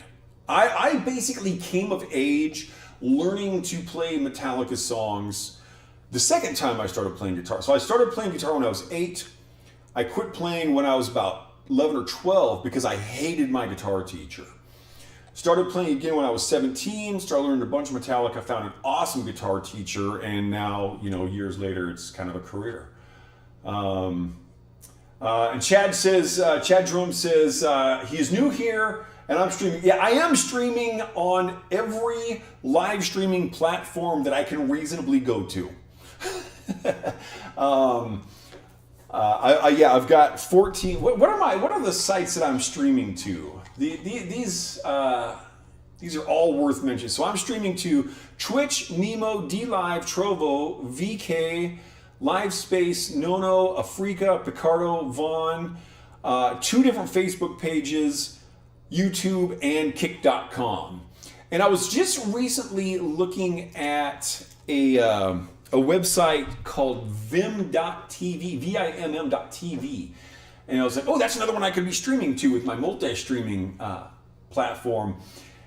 But I got in there, I made the account, and to get a stream key, which is like a password you can use to stream with, you had to sign up for this weird crypto wallet thing, and I'm like, no, I'm not going to do that. That's a little too much.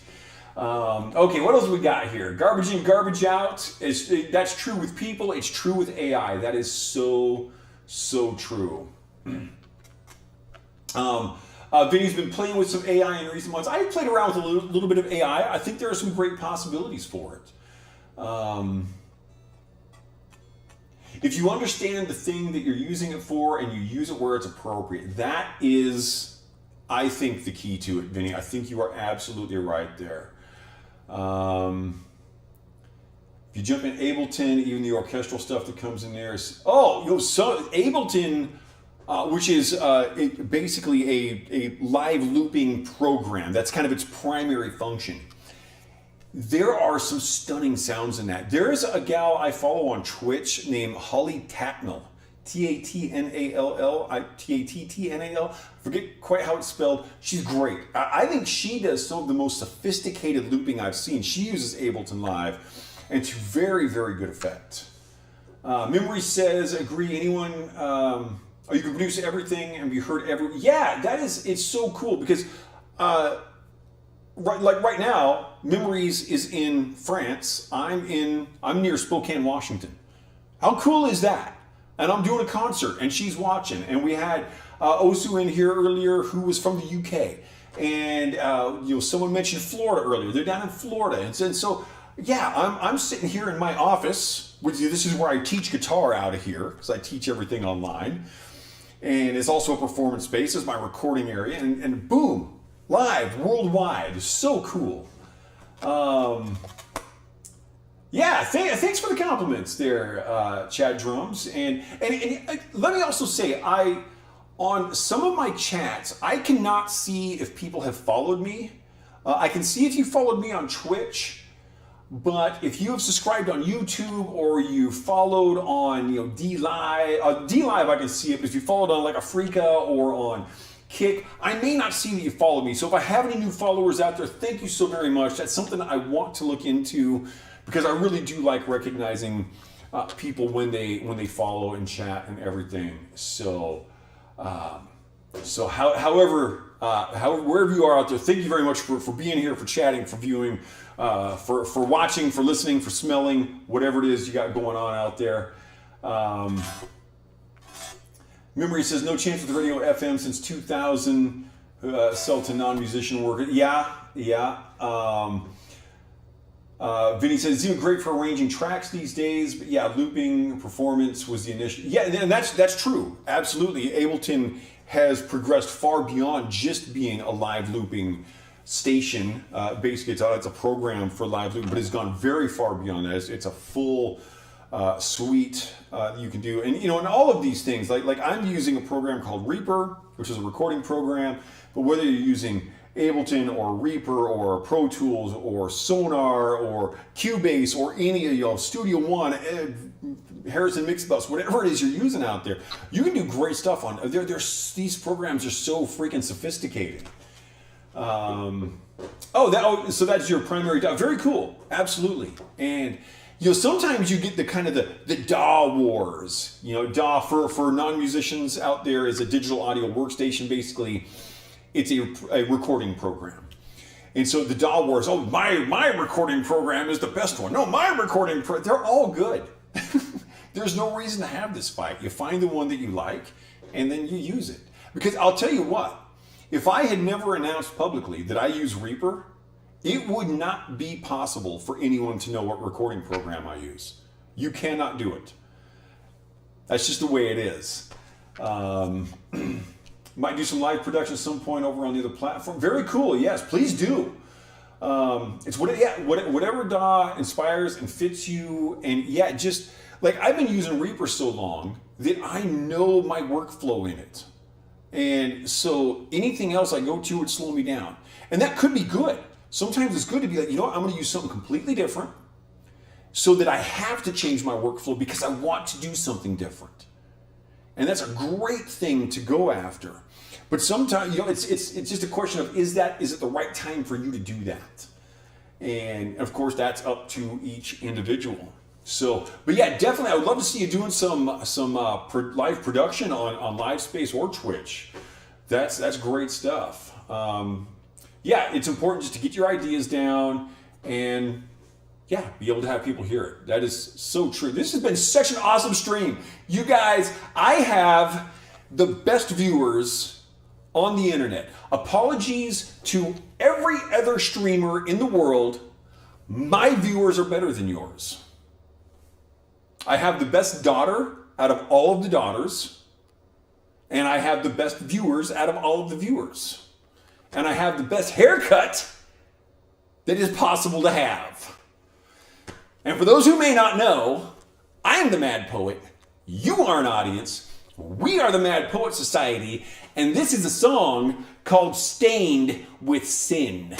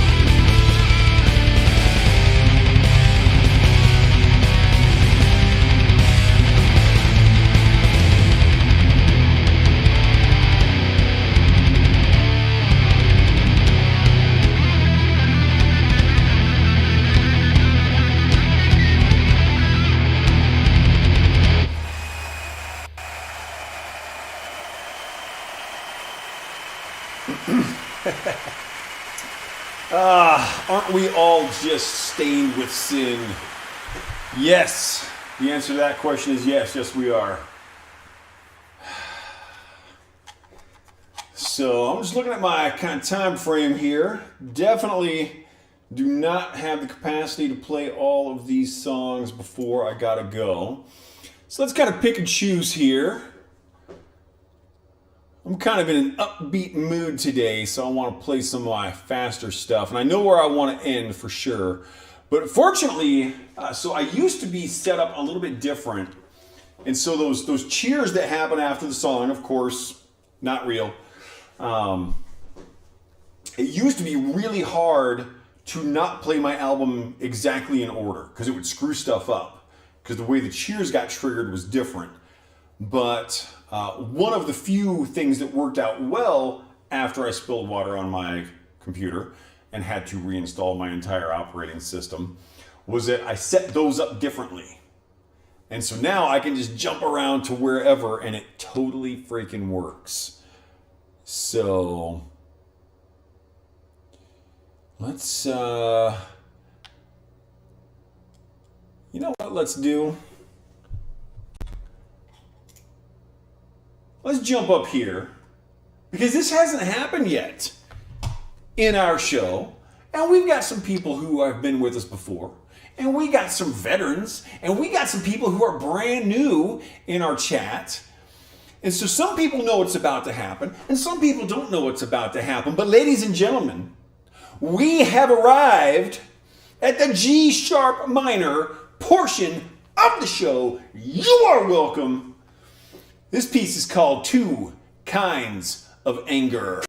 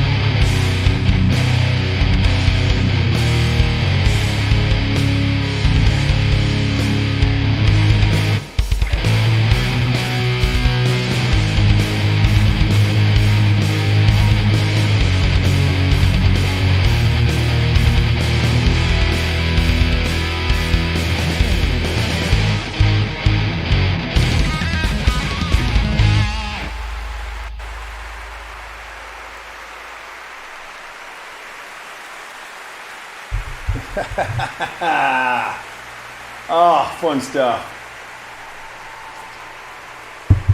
Okay, so I think I'm going to do 2 more songs here tonight. And so we're kind of jumping around. I am totally fine with that because this stream has been just such an absolute blast. And again, thank you all for being a part of it. And to my new followers and new viewers, new chatters, and to my veterans out there and my regulars and however you want to say it, thank you all so very much. So I'm going to skip ahead to song number 10 here. This is just kind of a quick, fast little piece. It is titled 6 Scars.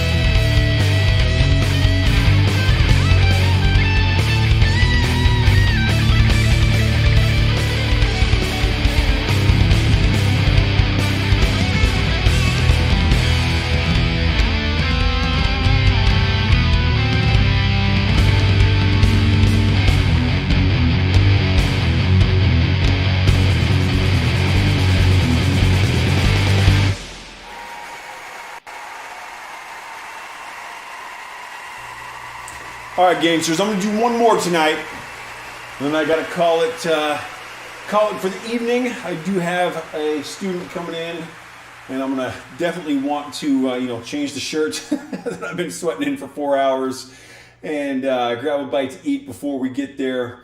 But this has been awesome.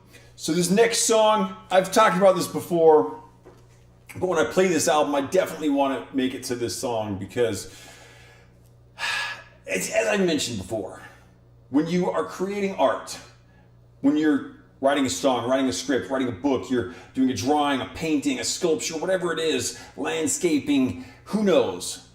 you're creating something and you get this picture in your mind of what you want it to be. And sometimes you don't get anywhere near it. Sometimes you get close, but it's not quite there, right? And very, very rarely you nail it. You just nail it. You're like, that is exactly the way I envision this. And I have released over 600 songs, which sounds so weird to me just to say that, but this is the one. There are probably 2 or 3. This is the one, I think more than any other, this song came out exactly the way I wanted it to. For the last song of the evening, this is Voices of the Soulless.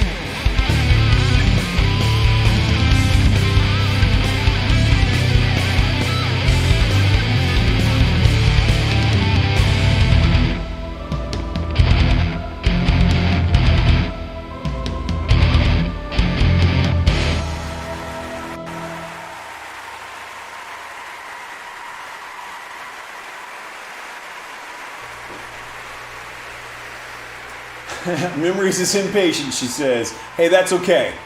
You don't have to have patience unless you're a doctor, right? All right. Put more level on in your headphone. Sick intro. Thank you very much. Remember the Children of Bodom feeling with this green light and guitar. Hey, cool. That's a very cool compliment. Thank you very much. Children of Bodom did some killer stuff. They had some rip and riffage going there. So that's a good compliment. Thank you.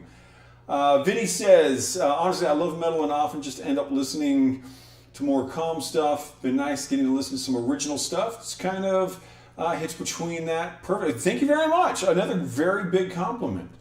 Focus on things, relax, but also rock out. That's a pretty cool descriptor for my music. One of the ways I've liked to describe my music, when people ask, I say, imagine the love child of Joe Satriani, left for dead and raised by circus midgets in Slayer's backyard. That's how I kind of feel my music is. Memory says, this is the song Dracula listened to while taking a bath and shampoo his... That is awesome! That is another one that is totally going on the quotes list. That's right, I can't copy it. I'm gonna put that on my quote list. That is freaking awesome. Melodic jam metal. These are great, you guys. Thank you so much. Again, if I had time, I would totally keep going, but I do got to get going because I've got, other stupid responsibilities and grown-up stuff going on. But this stream has been an absolute blast. Again, thanks to my new followers, viewers, chatters, listeners. Thanks to everyone who's been here before. Wherever you're coming in from, for the last time, I am the Mad Poet. You are an audience. We are the Mad Poet Society. This has been a fantastic stream. Absolutely enjoyed this. I hope you all enjoyed it too. Probably will be back streaming tomorrow. I don't think I've got anything crazy going on, so I should be back. We'll hopefully see you there. And until the next time, I will see you